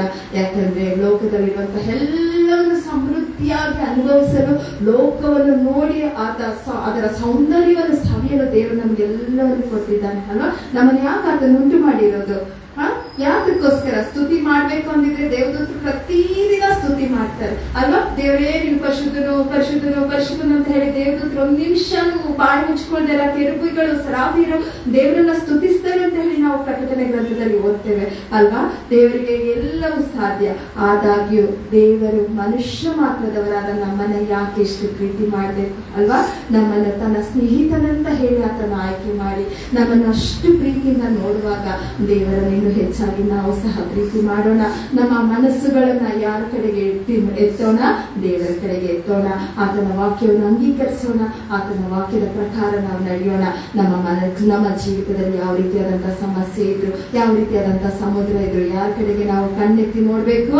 ಮೋಶೆಯ ಹಾಗೆ ದೇವರ ಕಡೆಗೆ ನಮ್ಮ ಕಣ್ಣುಗಳನ್ನು ಎತ್ತೋಣ. ದೇವರು ಹೇಳುವಾಗ ಅವಾಗ ಹೇಳ್ತಾರೆ ದೇವರು, ನೀನು ಏನ್ ಮಾಡ್ಬೇಡ, ಅಳ್ಬೇಡ, ಅದಕ್ಕೇನಿದೆ ಆಕ್ಷನ್ ನೀನ್ ತಗೋ, ನಾನು ಮುಂದಿದ್ದು ಏನ್ ಮಾಡ್ತೀನಿ ಎಲ್ಲ ಪ್ರೊಸೆಸ್ ಮಾಡಿಸ್ತೀನಿ. ಕೆಲವೊಬ್ರು ಏನೋ ನಾವು ಯಾವ್ದೋ ಒಂದು ದೊಡ್ಡ ಕೆಲಸ ಆಗ್ಬೇಕು, ನಮ್ಗೆ ಯಾವ್ದೋ ಒಂದು ಪ್ರಾಜೆಕ್ಟ್ ಸ್ಯಾಂಕ್ಷನ್ ಆಗ್ಬೇಕು ಅಥವಾ ಇನ್ಯಾವುದೋ ಒಂದು ದೊಡ್ಡ ಕೆಲಸ ಆಗ್ಬೇಕು ಅನ್ನುವಾಗ ಅಲ್ಲಿ ಯಾರೋ ಮಿನಿಸ್ಟ್ರು ಓಕೆ ನಾನು ಇದು ಸ್ಯಾಂಕ್ಷನ್ ಮಾಡಿಸ್ಕೊಡ್ತೀನಿ ಅಂದಿದ ತಕ್ಷಣ ನಮ್ಗೆ ಎಷ್ಟು ಖುಷಿ ಆಗತ್ತಲ್ವಾ? ದುಃಖ ಆಗತ್ತೆ, ಖುಷಿ ಆಗತ್ತ ಆ ಟೈಮಲ್ಲಿ. ಓ ಅಪ್ಪ ನಮ್ ಕೆಲಸ ಆಯ್ತಪ್ಪ, ನಮ್ದೆಲ್ಲ ನಾವೊಂದು ಫುಲ್ ನೆಮ್ಮದಿಯಾಗಿ ಇವಾಗ ನಿಟ್ಟುಸಿರು ಬಿಡ್ಬೋದಪ್ಪ ಅಂತ ಹೇಳಿ ನಾವು ಯಾವ ರೀತಿ ಯೋಚನೆ ಮಾಡ್ತೀವಿ, ಆ ರೀತಿ ದೇವರು ಮೋಶೆಗೆ ಏನೇನ್ ಮಾಡ್ತಾ ಇದಾರೆ? ಯಾಕೆ ನಿಂತ್ಕೊಂಡು ಆಡ್ತಾ ಇದೆ, ನೀನು ಒಂದ್ ಸ್ಟೆಪ್ ಮುಂದೆ ಇಡು. ಮುಂದೆ ಇಟ್ಟರೆ ಅಲ್ಲಿ ಏನಾಗ್ತದೆ? ಸಮುದ್ರ ಇಬ್ಬಾಗವಾಗಿ ಅದ್ಭುತವನ್ನು ಕಾಣ್ತೀರಾ ಅಂತ ಹೇಳಿ ದೇವರು ಮೋಶೆಗೆ ಎಚ್ಚರಿಸಿದ ಹಾಗೆ ನಮ್ಮ ಸಮಸ್ಯೆ ಏನೇ ಇದ್ರು, ನಮ್ಮ ಕಷ್ಟ ಏನೇ ಇದ್ರು, ನಾನಿದ್ದೇನೆ, ನಾನ್ ನಡೆಸ್ತೇನೆ ಅಂತ ಹೇಳಿ ದೇವರು ಅಭಯ ಕೊಡುವಾಗ ನಾವೇನ್ ಮಾಡ್ತೀವಿ? ಏನೋ ಬೇಕಾಬಿಟ್ಟು ಯೋಚನೆ ಮಾಡ್ಕೊಂಡು ನಮ್ದೇ ಆಲೋಚನೆ ಅಲ್ವಾ, ನಮ್ದೇ ಪ್ಲಾನಿಂಗ್ ಅಲ್ಲಿ ನಾವು ಹೋಗ್ತೀವಿ, ದೇವರನ್ನ ಬಿಟ್ಬಿಟ್ಟಿರ್ತೀವಿ, ನಮ್ದೇನಿರುತ್ತೆ ಆ ಸೊಲ್ಯೂಷನ್ನೇ ಹುಡ್ಕೊಂಡು ಹೋಗ್ತೀವಿ. ಹಾಗೆ ನಾವು ಮಾಡದೆ ದೇವರನ್ನ ಮುಖ್ಯವಾಗಿ ಇಟ್ಕೊಂಡು ನಾವು ಕೆಲ್ಸಕ್ಕೆ ಹೋದ್ರೆ ಅಲ್ಲೇನಿರ್ತದೆ? ನಮ್ಗೆ ಯಶಸ್ಸು ಸಿಗ್ತದೆ. ಬಲೆ ಹಾಕಿ ರಾತ್ರಿ ಎಲ್ಲ ಸುಸ್ತಾಯ್ತಪ್ಪ, ಮೀನೇ ಸಿಗ್ಲಿಲ್ಲ, ನಿನ್ನ ಮಾತಿನ ಮೇರೆಗೆ ನಾನು ಏನ್ ಮಾಡ್ತೀನಿ? ಬಲೆ ಹಾಕ್ತೀನಿ ಅಂತ ಹಾಕಿದಾಗ ಅಲ್ಲಿ ಎಷ್ಟು ಸಿಕ್ತು ಮೀನುಗಳು? ಬಲೆನೆ ಅರ್ಧೋಗೋಷ್ಟು ಮೀನು ಸಿಕ್ತಲ್ಲ. ಆ ರೀತಿ ದೇವರು ನಮ್ಮ ಕಷ್ಟ ಏನೇ ಇರಲಿ, ಚಿಂತೆ ಏನೇ ಇರಲಿ, ದುಃಖ ಏನೇ ಇರಲಿ, ಆತನೊಟ್ಟಿಗೆ ನಾವು ಕೇಳುವಾಗ, ಆತನೊಟ್ಟಿಗೆ ನಾವು ಸಂಭಾಷಣೆ ಮಾಡ್ತಾ ನಮ್ಗೆ ಏನಪ್ಪ ಮುಂದೆ ನಾವು ಏನ್ ಮಾಡ್ಬೇಕಪ್ಪ ಅಂತ ಹೇಳಿ ಕೇಳುವಾಗ ದೇವರು ನಮ್ಗೆ ದಾರಿಯನ್ನು ತೋರಿಸ್ತಾರೆ. ಮುಂದೆ ಇರುವಂತ ಎಂತ ದೊಡ್ಡ ಸಮಸ್ಯೆ ಇದ್ರು ಆ ಸಮಸ್ಯೆಯಲ್ಲಿ ನಮ್ಗೆ ದಾರಿಯನ್ನು ತೋರಿಸಿ ನಡೆಯುವಂತೆ ನಮ್ಗೆ ಜೀವನ ಕೊಡ್ತಾರೆ. ಆತನನ್ನು ಆತುಕೊಳ್ಳೋಣ. ನಿಜ ದೇವರನ್ನು ನಾವು ಆರಾಧಿಸುವಾಗ ಈ 40 ದಿನ ಮಾತ್ರವಲ್ಲ, ಪ್ರತಿದಿನ ವಾಕ್ಯವನ್ನು ಓದೋಣ, ಪ್ರತಿದಿನ ಆತನೊಟ್ಟಿಗೆ ಇರೋಣ. ಯಾಕೆಂದ್ರೆ ದೇವರು ಯಾವಾಗ ಬರ್ತಾರೆ ಅಂತ ನಮ್ಗೆ ಗೊತ್ತಿಲ್ಲ. ಆತನ ಬರೋಣಕ್ಕೆ ನಮ್ಮನ್ನು ನಾವು ಸಿದ್ಧಪಡಿಸ್ಕೊಳ್ಳೋಣ. ನಾವು ಇಹಲೋಕದಲ್ಲಿ ಹೇಗೆ ಎಲ್ಲ ಕಂಫರ್ಟಬಲ್ ಆಗಿ ಮಾಡ್ಕೊಳ್ತೀವೋ ಪರಲೋಕದ ತಂದೆಯೊಟ್ಟಿಗೂ ನಾವು ಕಂಫರ್ಟಬಲ್ ಆಗಿ ಎಲ್ಲವನ್ನ ಇಟ್ಕೊಳ್ಳೋಣ. ಆತನ ಪಶ್ಚಾದ ಮಕ್ಕಳಾಗಿ ಬಾಳೋಣ. ಈ 40 ದಿನ ನಮ್ಮ ಪವಿತ್ರ ದಿನಗಳಲ್ಲಿ ನಮ್ಮನ್ನು ಹೆಚ್ಚಾಗಿ ವಾಕ್ಯವನ್ನು ಕಲಿತು ಅದನ್ನು ಸವಿಯುತ್ತಾ, ಹೇಗೆ ಹಸು ಎತ್ತುಗಳೆಲ್ಲ ಚೆನ್ನಾಗಿ ಎಲ್ಲ ಹುಲ್ಲು ಹಾಕಿದ ತಕ್ಷಣ ಎಲ್ಲ ಚೆನ್ನಾಗಿ ಮೇಯ್ಕೊಂಡ್ಬಿಟ್ಟು ಆಮೇಲೆ ಏನ್ ಮಾಡ್ತಾ ಇರ್ತದೋ ಮೆಲುಕಾಗ್ತಾ ಇರುತ್ತಲ್ಲ, ಆ ರೀತಿ ನಾವು ಸಹ ವಾಕ್ಯವನ್ನು ಮೆಲುಕಾಗ್ತಾ ಆ ವಾಕ್ಯದೊಟ್ಟಿಗೆ ಒಡನಾಟ ಇಟ್ಟುಕೊಂಡು ನಮ್ಮನ್ನು ವಾಕ್ಯದೊಂದಿಗೆ ತೋರಿಸಿಕೊಳ್ಳುತ್ತಾ, ವಾಕ್ಯದೊಂದಿಗೆ ತುಂಬಿಸಿಕೊಳ್ಳುತ್ತಾ, ವಾಕ್ಯದೊಂದಿಗೆ ಪರಿಶುದ್ಧಪಡಿಸ್ಕೊಂಡು ಹೋಗೋಣ. ಯಾಕಂದ್ರೆ ಬೇರೆದೆಲ್ಲ ನಮ್ಮನೆ ಯಾವ ಕಡೆ ನಡೆಸ್ತದೆ? 2 ದಾರಿ. ಎಲ್ಲರನ್ನು ಯಾವ ಕಡೆ ಹೋಗ್ಬೇಕಾ, ತಪ್ಪು ಮಾಡ್ಬೇಕಾ, ಮಾಡಬಾರ್ದ, ಒಳ್ಳೆ ದಾರಿಗೆ ಹೋಗ್ಬಾರ್ದ ಅಂತ ಹೇಳಿ 2 ದಾರಿ ಕಾಣುತ್ತೆ. ಆದ್ರೆ ವಾಕ್ಯ ಮಾತ್ರ ನಮ್ಗೆ ಏನಂತ ಹೇಳ್ತದೆ? ಪರಿಶುದ್ಧ ಮಾರ್ಗದಲ್ಲಿ ನಡೆಯಿರಿ, ಪರಿಶುದ್ಧರಾಗಿ ಬಾಳ್ರಿ. ನನ್ನ ತಂದೆ ನಾನು ಹೇಗೆ ಪರಿಶುದ್ಧರಾಗಿದ್ದೇವೋ ನೀವು ಸಹ ಏನಾಗಿರ್ಬೇಕಂತೆ? ಪರಿಶುದ್ಧರಾಗಿರ್ಬೇಕು ಅಂತ ಹೇಳಿ ದೇವರ ವಾಕ್ಯ ನಮ್ಗೆ ಹೇಳುವಾಗ ಆತನು ತೋರಿಸಿದ ಮಾರ್ಗದರ್ಶನದಲ್ಲಿ ನಡೆಯೋಣ. ಆತನನ್ನು ಆತುಕೊಂಡು ಪರಿಶುದ್ಧ ಮಕ್ಕಳಾಗಿ ಬಾಳೋಣ. ಪರಿಶುದ್ಧತೆ ಯಾವಾಗ ನಮ್ಮೊಟ್ಟಿಗೆ ಇರ್ತದೆ, ದೇವರ ಪರಿಶುದ್ಧ ವಾಕ್ಯ ಯಾವಾಗ ನಮಗೊಟ್ಟಿಗೆ ಇರ್ತದೆ, ಯಾವ ಸಮಸ್ಯೆ ಇದ್ರು ಅದು ಸಮಸ್ಯೆಯಾಗಿ ಇರೋದಿಲ್ಲ. ಯಾಕಂದ್ರೆ ತನ್ನನ್ನು ಪ್ರೀತಿಸುವ ದೇವರು, ನಮ್ಮನ್ನು ಪ್ರೀತಿಸುವ ದೇವರು ನಮ್ಮನ್ನು ಸಂರಕ್ಷಿಸುತ್ತಾನೆ. ಅಂದು ಇಸ್ರಾಯೇಲರನ್ನು ಸಂರಕ್ಷಿಸಿದ ದೇವರು ಇಂದು ನನ್ನನ್ನು ನಿಮ್ಮನ್ನು ಸಹ ಏನ್ ಮಾಡ್ತಾನೆ? ಸಂರಕ್ಷಿಸಿ ಕಾಯ್ದು ಕಾಪಾಡ್ತಾನೆ. ಆತನೊಟ್ಟಿಗೆ ನಮ್ಮ ಜೀವಿತವನ್ನು, ನಮ್ಮ ಕುಟುಂಬಗಳನ್ನು, ನಮ್ಮ ಸಮಸ್ಯೆಗಳನ್ನೆಲ್ಲ ಆತನ ಪಾದದಲ್ಲಿ ಹಾಕೋಣ. ಆತನ ನಾಮವನ್ನು ಹಿಡಿದು ನಡೆಯೋಣ. ಯಾಕೆಂದ್ರೆ ಆತನ ನಾಮವೊಂದೇ ನಮಗೆ ರಕ್ಷಣೆಯನ್ನು ಕೊಡುವಂಥದ್ದು. ಆತನ ನಾಮವಿಲ್ಲಂದ್ರೆ ನಮ್ಗೆ ರಕ್ಷಣೆ ಇಲ್ಲ. ನಮ್ಗೆ ರಕ್ಷಣೆ ಇಲ್ಲ ಅಂದ್ರೆ ಪರಲೋಕದಲ್ಲಿ ನಮ್ಗೆ ಸ್ಥಳವಿಲ್ಲ. ನಿಮಗೋಸ್ಕರ ಪರಲೋಕದಲ್ಲಿ ಬಿಡಾರಗಳನ್ನು ಸಿದ್ಧಪಡಿಸಲು ಹೋಗಿದ್ದೇನೆ ಅಂತ ಹೇಳಿರುವ ತಂದೆಯಾದ ದೇವರ ಏಕ ಪುತ್ರನು ನಮಗೋಸ್ಕರ ಬಿಡಾರಗಳನ್ನು ಸಿದ್ಧಪಡಿಸಿಕೊಳ್ಳಲು ಹೋಗುವಾಗ ಆ ಬಿಡಾರಕ್ಕೆ ಹೋಗಲು ನಮ್ಮನ್ನು ನಾವು ಸಿದ್ಧಪಡಿಸಿಕೊಳ್ಳೋಣ. ಅದರ್ವೈಸ್ ನೋ ಎಂಟ್ರಿ ಅಲ್ವಾ? ಎಲ್ಲ ಹೋಗ್ಬೇಕಂದ್ರೂ ನಮ್ಗೆ ನಾವು ಒಂದು ಪಾಸ್ ತಗೊಳ್ಳೇಬೇಕು ಅಥವಾ ನಮ್ಗೊಂದು ಅದರದ ಅರ್ಹತೆ ಯೋಗ್ಯತಾ ಪತ್ರ ಇರಲೇಬೇಕು ಅಲ್ವಾ? ಪರಲೋಕಕ್ಕೆ ಹೋಗೋಕೆ ಯಾವ ರೀತಿಯಾದಂತಹ ಯೋಗ್ಯತಾ ಪತ್ರವನ್ನು ನಾವು ನೀವು ಸಿದ್ಧಪಡಿಸ್ಕೊಳ್ತಾ ಇದ್ದೇವೆ? ನಮ್ಮ ಹೃದಯಗಳನ್ನು ಕೇಳ್ಕೊಳ್ಳೋಣ. ನಮ್ಮ ಹೃದಯವನ್ನು ಕರ್ತನ ಕಡೆಗೆ ತಿರುಗಿಸ್ಕೊಳ್ಳೋಣ. ಹೆಚ್ಚಾಗಿ ಆತನ ವಾಕ್ಯದಲ್ಲೇ ಮುಳುಗಿ ಆತನನ್ನು ಆಧರಿಸಿ ಆತನ ಪರಿಶುದ್ಧ ಮಕ್ಕಳಾಗಿ ಬಾಳೋಣ. ಹಾಗಾಗಲಿಕ್ಕಾಗುತ್ತ ಅಂತೆ ದೇವರು ತಾನೇ ಸಹಾಯ ಮಾಡಲಿ. ಪ್ರಾರ್ಥನೆ ಮಾಡೋಣ. ಮಹಾಪರಿಶುದ್ಧನು, ಜೀವುಳ್ಳ ದೇವರು, ನಾನೇ ಲೋಕದ ಬೆಳಕು ಅಂತ ಹೇಳಿ ಅಪ್ಪ ಯೋಹಾನನ ಬರೆದ ಸುವಾರ್ತೆ ನೀನು ಹೇಳಿದ್ದೀರ ಕರ್ತನೆ. ಲೋಕಕ್ಕೆ ಬೆಳಕು ನಿನ್ನಪ್ಪ, ಜೀವದ ರೊಟ್ಟಿ ನಿನ್ನಪ್ಪ. ನಿನ್ನ ವಾಕ್ಯವನ್ನು ಕಲಿಯುತ್ತಾ ನಿನ್ನ ಪರಿಶುದ್ಧ ಮಾರ್ಗದಲ್ಲಿ ನಾವು ನಡೆಯುವಂತೆ ನಮ್ಮೊಬ್ಬೊಬ್ಬರನ್ನು ಪ್ರೇರೇಪಿಸಿ ಕಾಯ್ದು ನಡೆಸಿ ಕಾಪಾಡಪ್ಪ. ಅಪ್ಪ ಪರಲೋಕದಲ್ಲಿ ಆಗಲಿ ಭೂಲೋಕದಲ್ಲಿ ಆಗಲಿ ನಿನ್ನ ಹೊರತು ನಮ್ಗೆ ಯಾರಿದ್ದಾರೆ ಕರ್ತನೆ? ನಮ್ಮನ್ನು ಸಂತೈಸುವ ದೇವರು, ನಮ್ಮನ್ನು ನಡೆಸುವ ದೇವರು, ನಮ್ಮನ್ನು ಆಧರಿಸುವ ದೇವರು, ನಮ್ಮನ್ನು ಕರುಣಿಸುವ ದೇವರು ನೀನು ಮಾತ್ರ ಅಲ್ಲ ಕರ್ತನೆ. ನಮ್ಮನ್ನು ನಿನ್ನ ಅಂಗೈಗಳಲ್ಲಿ ಚಿತ್ರಿಸ್ಕೊಂಡಿದ್ಯಲ್ಲಪ್ಪ, ನಿನಗೆ ಕೋಟಿ ಕೋಟಿ ಕೋಟಿ ಸ್ತೋತ್ರ ಕರ್ತನೆ. ನಿನ್ನ ವಾಕ್ಯದಿಂದ ನಮ್ಮನ್ನು ತುಂಬಿಸಿದ್ದೆ, ವಾಕ್ಯದ ಮೂಲಕ ನಮ್ಮನ್ನು ಮಾತನಾಡಿದ್ಯಪ್ಪ. ಹೌದಪ್ಪ, ಸಮಸ್ಯೆ ಏನೇ ಇದ್ರು, ಕಷ್ಟ ಏನೇ ಇದ್ರು, ಚಿಂತೆ ಏನೇ ಇದ್ರು, ಅಂದು ಮೋಶೆಯೊಟ್ಟಿಗೆ ಜಯವನ್ನು ಕೊಟ್ಟಂತ ದೇವರು, ಅಂದು ಇಸ್ರಾಯೇಲರಿಗೆ ಜಯ ಕೊಟ್ಟಂತ ದೇವರು, ನಿಮ್ದು ಅದ್ಭುತ ಮಾಡಲು ನೀನು ಇದ್ದಿ ಕರ್ತನೆ. ಅದ್ಭುತ ಮಾಡುವ ದೇವರು, ಜಯ ಕೊಡುವ ದೇವರು ನೀನಪ್ಪ ಸ್ವಾಮಿ. ಜಯ ಕೊಡುವ ದೇವರನ್ನು ನಾವು ಆರಾಧನೆ ಮಾಡುವಾಗ ನಮ್ಮೊಬ್ಬೊಬ್ಬರೊಟ್ಟಿಗೆ ನಿನ್ನ ಪರಿಶುದ್ಧ ಪ್ರಸನ್ನತೆ ಇಳಿದು ಬರಲಪ್ಪ. ಅಪ್ಪ ನಿನ್ನ ವಾಕ್ಯವನ್ನು ನಾವು ಜ್ಞಾನ ಮಾಡುವಾಗ ಪ್ರತಿ ದಿನ ನಿನ್ನ ವಾಕ್ಯವೆಂಬ ಮನ ಅಪ್ಪ ಸ್ವಾಮಿ ನಾವು ಸವಿಯುವಾಗ ನೀನು ಹೊಸ ಆಶೀರ್ವಾದದಿಂದ ನಮ್ಮೊಬ್ಬೊಬ್ಬರನ್ನು ತುಂಬಿಸಪ್ಪ. ಈ ವಾಕ್ಯ ಎಲ್ಲಿಯೇ ಬಿಟ್ಟು ಹೋಗ್ಬಾರ್ದಪ್ಪ. ಈ ವಾಕ್ಯವನ್ನು ಅಪ್ಪ ಸ್ವಾಮಿ ಅವರು ಸರಿಯಾದ ರೀತಿಯಲ್ಲಿ ಅರಿತು ಇನ್ನೂ ಹೆಚ್ಚೆಚ್ಚಾದ ಜನರಿಗೆ ಈ ವಾಕ್ಯವನ್ನು ಹೇಳುತ್ತಾ ಅಪ್ಪ ಸ್ವಾಮಿ ಯುಗದ ಸಮಾಪ್ತಿಯವರೆಗೂ ನಿನ್ನ ವಾಕ್ಯ ಸಾಲಲ್ಪಡುವಂತೆ ಈ ವಾಕ್ಯವನ್ನು ಉಪಯೋಗಿಸ್ಕೋತಾನೆ. ಈ ವಾಕ್ಯ ಮಾತನಾಡಬೇಕು, ಈ ವಾಕ್ಯ ಮಹಿಮೆ ಹೊತ್ಕೋಬೇಕಪ್ಪ. ನೀನೊಬ್ಬನಿಗೆ ಸ್ತುತಿಗನ ಮಾಡು, ಮಹಿಮೆ ಸಲ್ಲಲಿ. ಈ ವಾಕ್ಯದ ಮೂಲಕ ನೀನು ಅದ್ಭುತಗಳನ್ನು ಮಾಡು. ನೀನೇ ಎಲ್ರೋಹಿ ಎಲ್ಶಡಾಯ್ ಆಗಿದ್ಕೊಂಡು ನಮಗೆ ಬೇಕಾದಂತ ಆದರಣೆ ಬಲ ಸಹಾಯ ನೀನಾಗಿದ್ಕೊಂಡು ನಿನ್ ಪ್ರೀತಿ ಕೃಪೆಯಿಂದ ನಮ್ಮೊಬ್ಬೊಬ್ಬರನ್ನು ತುಂಬಿಸಿ ಕೈಲಾಸಿ ಕಾಪಾಡಬೇಕೆಂದು ನನ್ನ ಒಡೆಯನ್ನು ಮೊದಲ ರಕ್ಷಕನಾದ ನಜರೇತಿನ ಯೇಸುವಿನ ಅತ್ಯಂತ ಮುದಾದ ನಾಮದಲ್ಲಿ ಬೇಡಿ ಹೊಂದಿದ್ದೇವೆ ಸ್ವಾಮಿ, ಆಮೇನ್.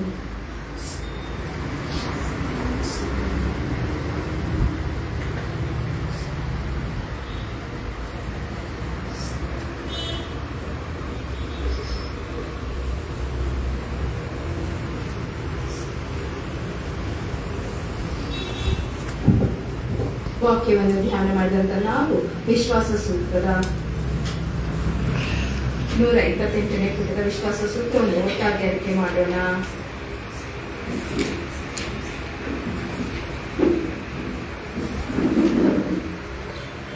ಪರಲೋಕ ಭೂಲೋಕಗಳನ್ನು ಸೃಷ್ಟಿಸಿದ ಸರ್ವಶಕ್ತನಾಗಿರುವ ದೇವರನ್ನು ನಂಬುತ್ತೇನೆ. ಆತನೇ ಕುಮಾರನಾಗಿರುವ ನಮ್ಮ ಪ್ರಭುವಾದ ಯೇಸು ಕ್ರಿಸ್ತನನ್ನು ನಂಬುತ್ತೇನೆ. ಈತನು ಪರಿಶುದ್ಧಾತ್ಮನಿಂದ ಕನ್ಯಾಮರಿಯದಲ್ಲಿ ಧರಿಸಲ್ಪಟ್ಟು ಆಕೆಯಲ್ಲಿ ಹುಟ್ಟಿ ಒಂದು ಪಿಲಾತನ ಅಧೀನದಲ್ಲಿ ಶ್ರಮೆ ಹೊಂದಿ ಶಿಲ್ಬೆಗೆ ಎಳೆಯಲ್ಪಟ್ಟು ಸತ್ತುಬಿಡಲ್ಪಟ್ಟು ಪಾತಾಳಕ್ಕೆ ಇಳಿದು ಮೂರನೇ ದಿವಸದಲ್ಲಿ ಸತ್ತವರಿಗೆಂದಾಯಿತು. ಪರಲೋಕಕ್ಕೆ ಏರಿ ಹೋಗಿ ಸರ್ವಶಕ್ತನಾಗಿರುವ ತಂದೆಯಾದ ದೇವರ ಬಲಭಾಗದಲ್ಲಿ ಕುಳಿತುಕೊಂಡಿರುತ್ತಾನೆ. ಈತನು ಅಲ್ಲಿಂದ ಬಂದು ಬದುಕಿರುವವರಿಗೂ ಸತ್ತವರಿಗೂ ನ್ಯಾಯ ತೀರಿಸಲೆಂಬುದನ್ನು ನಂಬುತ್ತೇನೆ. ನಾನು ಪರಿಶುದ್ಧಾತ್ಮವನ್ನು ನಂಬುತ್ತೇನೆ. ಒಂದೇ ಪರಿಶುದ್ಧ ಕ್ರೈಸ್ತ ಸಭೆಯು ಪಾಪದ ವಿನಂತಿಯು ಪಾಪದ ಪರಿಹಾರವು ದೇವರ ಪುನರುತ್ಥಾನವು ನಿತ್ಯ ಜೀವವೆಂಬುದನ್ನು ನಂಬುತ್ತೇನೆ. ಆಮೆನ್. ಅಭಿವರ್ಧನೆ ಮಾಡಿ ಕುಳಿತುಕೊಳ್ಳಿ.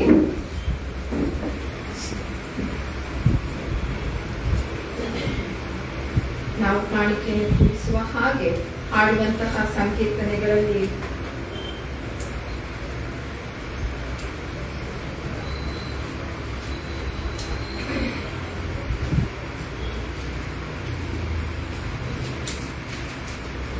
ಅರವತ್ತೇಳನೇ ಸಂಕೀರ್ತನೆಯನ್ನು ಹಾಡೋಣ. ನೋಡೀಗ ಕ್ರಿಸ್ತನ ಶಿಲುಬೆ ಎಂಥ ಶಿಲುಬೆ.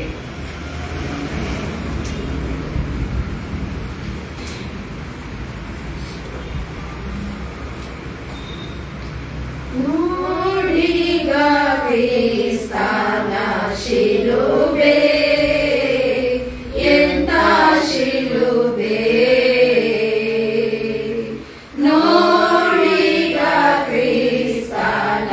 ಶಿಲುಬೆ ಎಂಥ ಶಿಲುಬೆ.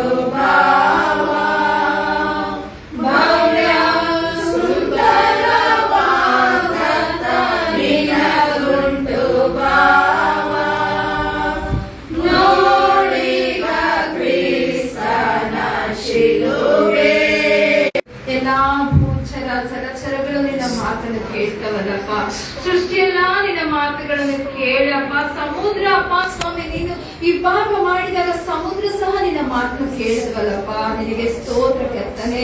ದೊಡ್ಡ ದೇವರನ್ನು ನಾವು ಆರಾಧಿಸುವಾಗ ಅಪ್ಪ ಸ್ವಾಮಿ ಇಡೀ ಸೃಷ್ಟಿ ನಿನ್ನ ಅಂಗೈಗಳಲ್ಲಿ ಇದೆಯಲ್ಲಪ್ಪ. ನಿನಗೆ ಕೋಟ್ಯಾನು ಕೋಟಿ ಸ್ತೋತ್ರಪ್ಪ.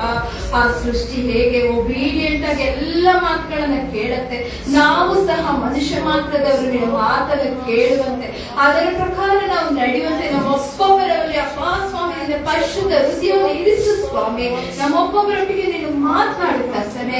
ನಮ್ಮೊಬ್ಬೊಬ್ಬರ ನೀನ್ ಕೈಯಿಂದ ನಡೆಸಿ ಕಾಪಾಡು ಸ್ವಾಮಿ. ವಿಧೇಯತೆಯುಳ್ಳ ಆತ್ಮಗಳನ್ನು ನಮ್ಮೊಬ್ಬೊಬ್ಬರ ಮೇಲೆ ಇರಿಸು ಸ್ವಾಮಿ.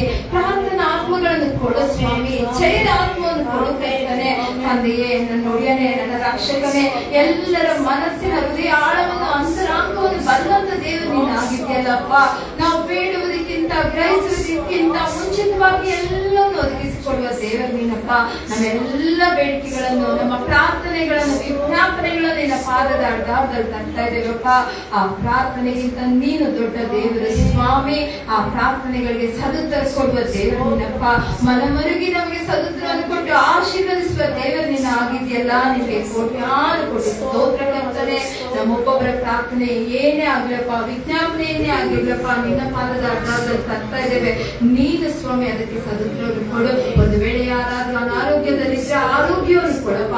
ಆರೋಗ್ಯದಾಯಕನು ನೀನು ಸ್ವಾಮಿ. ಅನಾರೋಗ್ಯದಲ್ಲಿರುವ ಎಲ್ಲರ ಮೇಲೆ ನಿನ್ನ ಗಾಳ ಹಸ್ತ ಇಳಿದು ಬರ್ಲಿಕ್ಕೆ ಒಬ್ಬೊಬ್ಬರನ್ನು ಮುಟ್ಟು ಸ್ವಸ್ಥತೆಯನ್ನು ಕೊಡು ಸ್ವಾಮಿ. ನಾವು ಈ ಲೋಕದ ಮೆಡಿಸಿನ್ ತಗೊಳ್ಳೋದ್ರಿಂದ ನಮ್ಗೆ ಆರೋಗ್ಯ ಇಲ್ಲ ಕರ್ತನೆ. ನಿನ್ನ ಪರಿಶುದ್ಧ ಹಸ್ತದ ಮೂಲಕ ನಮ್ಗೆ ಆರೋಗ್ಯ ಕರ್ತನೆ. ನಮ್ಮೊಬ್ಬೊಬ್ಬರಿಗೂ ಆರೋಗ್ಯ ಕೊಡು.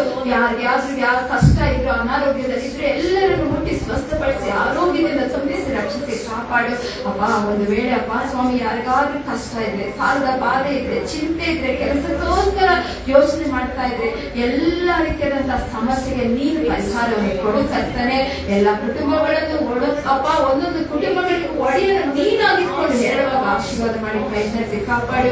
ಯಜಮಾನನು ನೀನು ಸ್ವಾಮಿ. ಒಂದೊಂದು ಕುಟುಂಬಗಳನ್ನು ಕಟ್ಟು ನಿನ್ನ ಪ್ರೀತಿ ಕೃಪೆಯಿಂದ ತುಂಬಿಸು. ಮಕ್ಕಳು, ತಂದೆ ತಾಯಿ, ದೊಡ್ಡವರು ಎಲ್ಲರೂ ಒಬ್ಬ ಸ್ವಾಮಿ ಪ್ರೀತಿಯಿಂದ ಒಬ್ಬರನ್ನೊಬ್ಬರು ಪ್ರೀತಿಸುತ್ತಾ ಒಬ್ಬರನ್ನೊಬ್ಬರು ಪ್ರೀತಿಯಿಂದ ಬಾಳುವಂತೆ ಒಬ್ಬೊಬ್ಬರನ್ನು ರಕ್ತಕೋಟೆಯಲ್ಲಿ ಮರೆಮಾಚಿಕೊಳ್ಳುತ್ತಾನೆ. ವಿದ್ಯಾಭ್ಯಾಸಕ್ಕಾಗಿ ಮಕ್ಕಳು ಸವಕ ಪಡ್ತಿರುವಾಗ, ಎಕ್ಸಾಮ್ಸ್ಗೆ ಸ್ಟ್ರಗಲ್ ಪಡ್ತಾ ಇರುವಾಗ, ಒಂದೊಂದು ಅಪ್ಪ ಸ್ವಾಮಿ ಎಕ್ಸಾಮ್ಸ್ ಅವರು ವಿಜಯದಿಂದ ಅಪ್ಪ ಸ್ವಾಮಿ ಜಯದಿಂದ ಜಯಗಳಿಗೆ ನಡೆಯುವಂತೆ ಒಬ್ಬೊಬ್ಬರನ್ನು ಜ್ಞಾನದಿಂದ ತುಂಬಿಸಪ್ಪ. ಎಕ್ಸಾಮ್ ಬರೀತಿರೋ ಎಲ್ಲ ಮಕ್ಕಳನ್ನು ಅಪ್ಪ ಸ್ವಾಮಿ ನಿನ್ನ ಗಾಢಕ್ಕೆ ಒಪ್ಪಿಸ್ಕೊಡ್ತಾ ಇದ್ದೇನಪ್ಪ. ಒಬ್ಬೊಬ್ಬರಿಗೂ ಅಪ್ಪ ಸ್ವಾಮಿ ಒಳ್ಳೆ ರಿಸಲ್ಟ್ಸ್ ಕೊಡಪ್ಪ. ಅವ್ರು ಓದಿಲ್ಲದೆ ಇರೋದು ಎಲ್ಲವೂ ನೆನಪಿಗೆ ಬಂದು ಎಕ್ಸಾಮ್ಸ್ ಅಲ್ಲಿ ಚೆನ್ನಾಗಿ ಬಂದು ಒಳ್ಳೆ ಮಾರ್ಕ್ಸ್ ಎಲ್ಲ ಮಕ್ಕಳು ಪಾಸ್ ಆಗ್ಬೇಕಪ್ಪ. ಬರೆಯೋ ಕೈ ನೀನಾಗಿರು ಸ್ವಾಮಿ. ಒಬ್ಬೊಬ್ಬ ಮಕ್ಕಳಿಗೂ ಬೇಕಾದಂತ ಆದರಣೆ, ಬಲ, ಸಹಾಯ ನೀನು ಕೊಟ್ಟು ಕೈ ನಡೆಸಿ ಕಾಪಾಡು ಸ್ವಾಮಿ. ನಮ್ಮ ಯವನಸ್ಥ ಮಕ್ಕಳನ್ನು ನಿನ್ನ ಹಸ್ತಕ್ಕೆ ಒಪ್ಪಿಸ್ಕೊಡ್ತಾ ಇದ್ದೇನಪ್ಪ.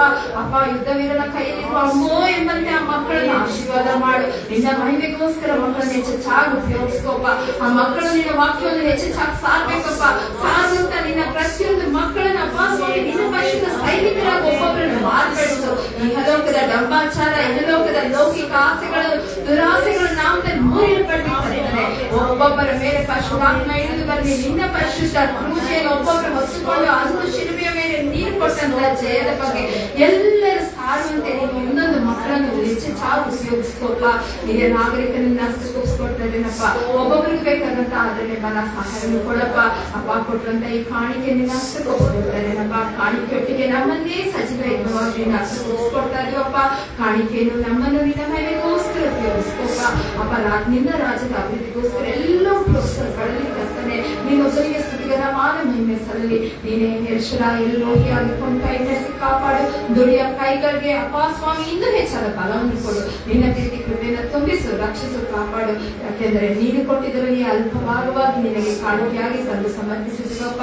ಕಾಣಿಕೆಯನ್ನು ಆಶೀರ್ವಾದ ಮಾಡು, ನಮ್ಮನ್ನು ಆಶೀರ್ವಾದ ಮಾಡು. ನಿನ್ನ ಪ್ರೀತಿ ಕೃಪೆಯನ್ನು ನಮ್ಮನ್ನು ತುಂಬಿಸು, ರಕ್ಷಿಸು, ಕಾಪಾಡು. ಎಲ್ಲ ಒಳ್ಳೆಯ ಆಶೀರ್ವಾದಗಳಿಂದ ನಮ್ಮನ್ನು ತುಂಬಿಸಿ ರಕ್ಷಿಸಿ ಕಾಪಾಡಬೇಕೆಂದು ನನ್ನ ಒಡೆಯನು ರಕ್ಷಕನಾದ ನಜರೇತಿನ ಯೇಸುವಿನ ಅತ್ಯಂತ ಮುದ್ದಾದ ನಾಮದಲ್ಲಿ ಬೇಡಿ ಮುಗ್ತಾ ಇದ್ದೇವೆ ಸ್ವಾಮಿ. ಆಮೇನ್. ನಾವು ಕರ್ತನನ್ನು ಮಹಿಮೆ ಪಡಿಸುವ ಹಾಗೆ ಕೊನೆಯದಾಗಿ ಹಾಡುವಂತಹ ಸಂಗೀತಗಳಲ್ಲಿ 71ನೇ ಸಂಗೀತವನ್ನು ಹಾಡಿಕೊಳ್ಳೋಣ. ಸರ್ವ ಕಷ್ಟ ಪರಿಹಾರ ಗೈವಂತ ಕ್ರಿಸ್ತನು ಇದ್ದರೆನಗೆಂತ ಭಾಗ್ಯ, ಆತ್ಮಕ್ಕೆಂತ ಸೌಖ್ಯವು. ಸರ್ವ ಕಷ್ಟ ಪರಿಹಾರ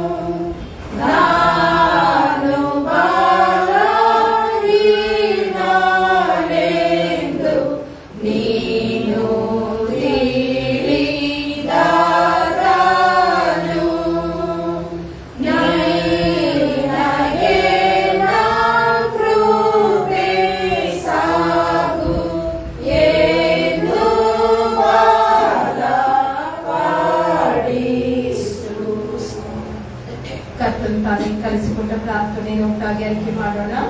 ಪರಲೋಕದಲ್ಲಿರುವ ನಮ್ಮ ತಂದೆಯೇ, ನಿನ್ನ ನಾಮವು ಪರಿಶುದ್ಧವೆನಿಸಲ್ಪಡಲಿ, ನಿನ್ನ ರಾಜ್ಯವು ಬರಲಿ, ನಿನ್ನ ಚಿತ್ತವು ಪರಲೋಕದಲ್ಲಿ ನೆರವೇರುವ ಪ್ರಕಾರ ಭೂಲೋಕದಲ್ಲಿಯೂ ನೆರವೇರಲಿ. ನಮ್ಮ ಅನುದಿನದ ಆಹಾರವನ್ನು ಇವತ್ತು ದಯಪಾಲಿಸಿ, ನಮಗೆ ತಪ್ಪು ಮಾಡಿದವರನ್ನು ನಾವು ಕ್ಷಮಿಸುವಂತೆ ನಮ್ಮ ತಪ್ಪುಗಳನ್ನು ಕ್ಷಮಿಸಿ, ನಮ್ಮನ್ನು ಶೋಧನೆಗಳಿಗೆ ಸೇರಿಸದೆ ಕೇಡಿಂದ ನನ್ನನ್ನು ತಪ್ಪಿಸಿರಿ. ರಾಜ್ಯವು ಬಲವು ಮಹಿಮೆಯು ಸದಾಕಾಲ ನಿನ್ನವೇ ಸ್ವಾಮಿ. ಆಮೇಲೆ ವಿಶ್ವಾಸದಿಂದ ಕರ್ತನ ಆಶೀರ್ವಾದವನ್ನು ಹೊಂದಿಕೊಳ್ಳೋಣ. ಎಲ್ಲಾ ಗ್ರಹಿಕೆಗಳನ್ನು ಮೀರುವ ದೇವರ ಶಾಂತಿಯು, ದೇವರ ಮತ್ತು ನಮ್ಮ ಕರ್ತನಾಗಿರುವ ಯೇಸು ಕ್ರಿಸ್ತನ ಜ್ಞಾನದಲ್ಲಿಯೂ ಪ್ರೀತಿಯಲ್ಲಿಯೂ ನಮ್ಮ ಹೃದಯಗಳನ್ನು ಮನಸ್ಸುಗಳನ್ನು ನೆಲೆಗೊಳಿಸಿ ಕಾಯಲಿ. ತಂದೆ, ಕುಮಾರ, ಪವಿತ್ರಾತ್ಮನೆಂಬ ಸರ್ವಶಕ್ತ ದೇವರ ಆಶೀರ್ವಾದವು ನಮ್ಮೊಳಗೆ ನೆಲೆಸಿ ಯುಗದ ಸಮಾಪ್ತಿಯವರೆಗೆ ಎಲ್ಲಾ ದಿವಸ ನಿನ್ನ ಸಂಗಡ ನಾನೇ ಇರ್ತೇನೆಂದು ಹೇಳಿರುವ ತಂದೆ ದೇವರ ಆಶೀರ್ವಾದವು ನಮ್ಮೆಲ್ಲರೊಟ್ಟಿಗೆ ನೆಲೆಸಿ ಕಾಯಲು ಕಾಪಾಡಲಿ. ಆಮೇಲೆ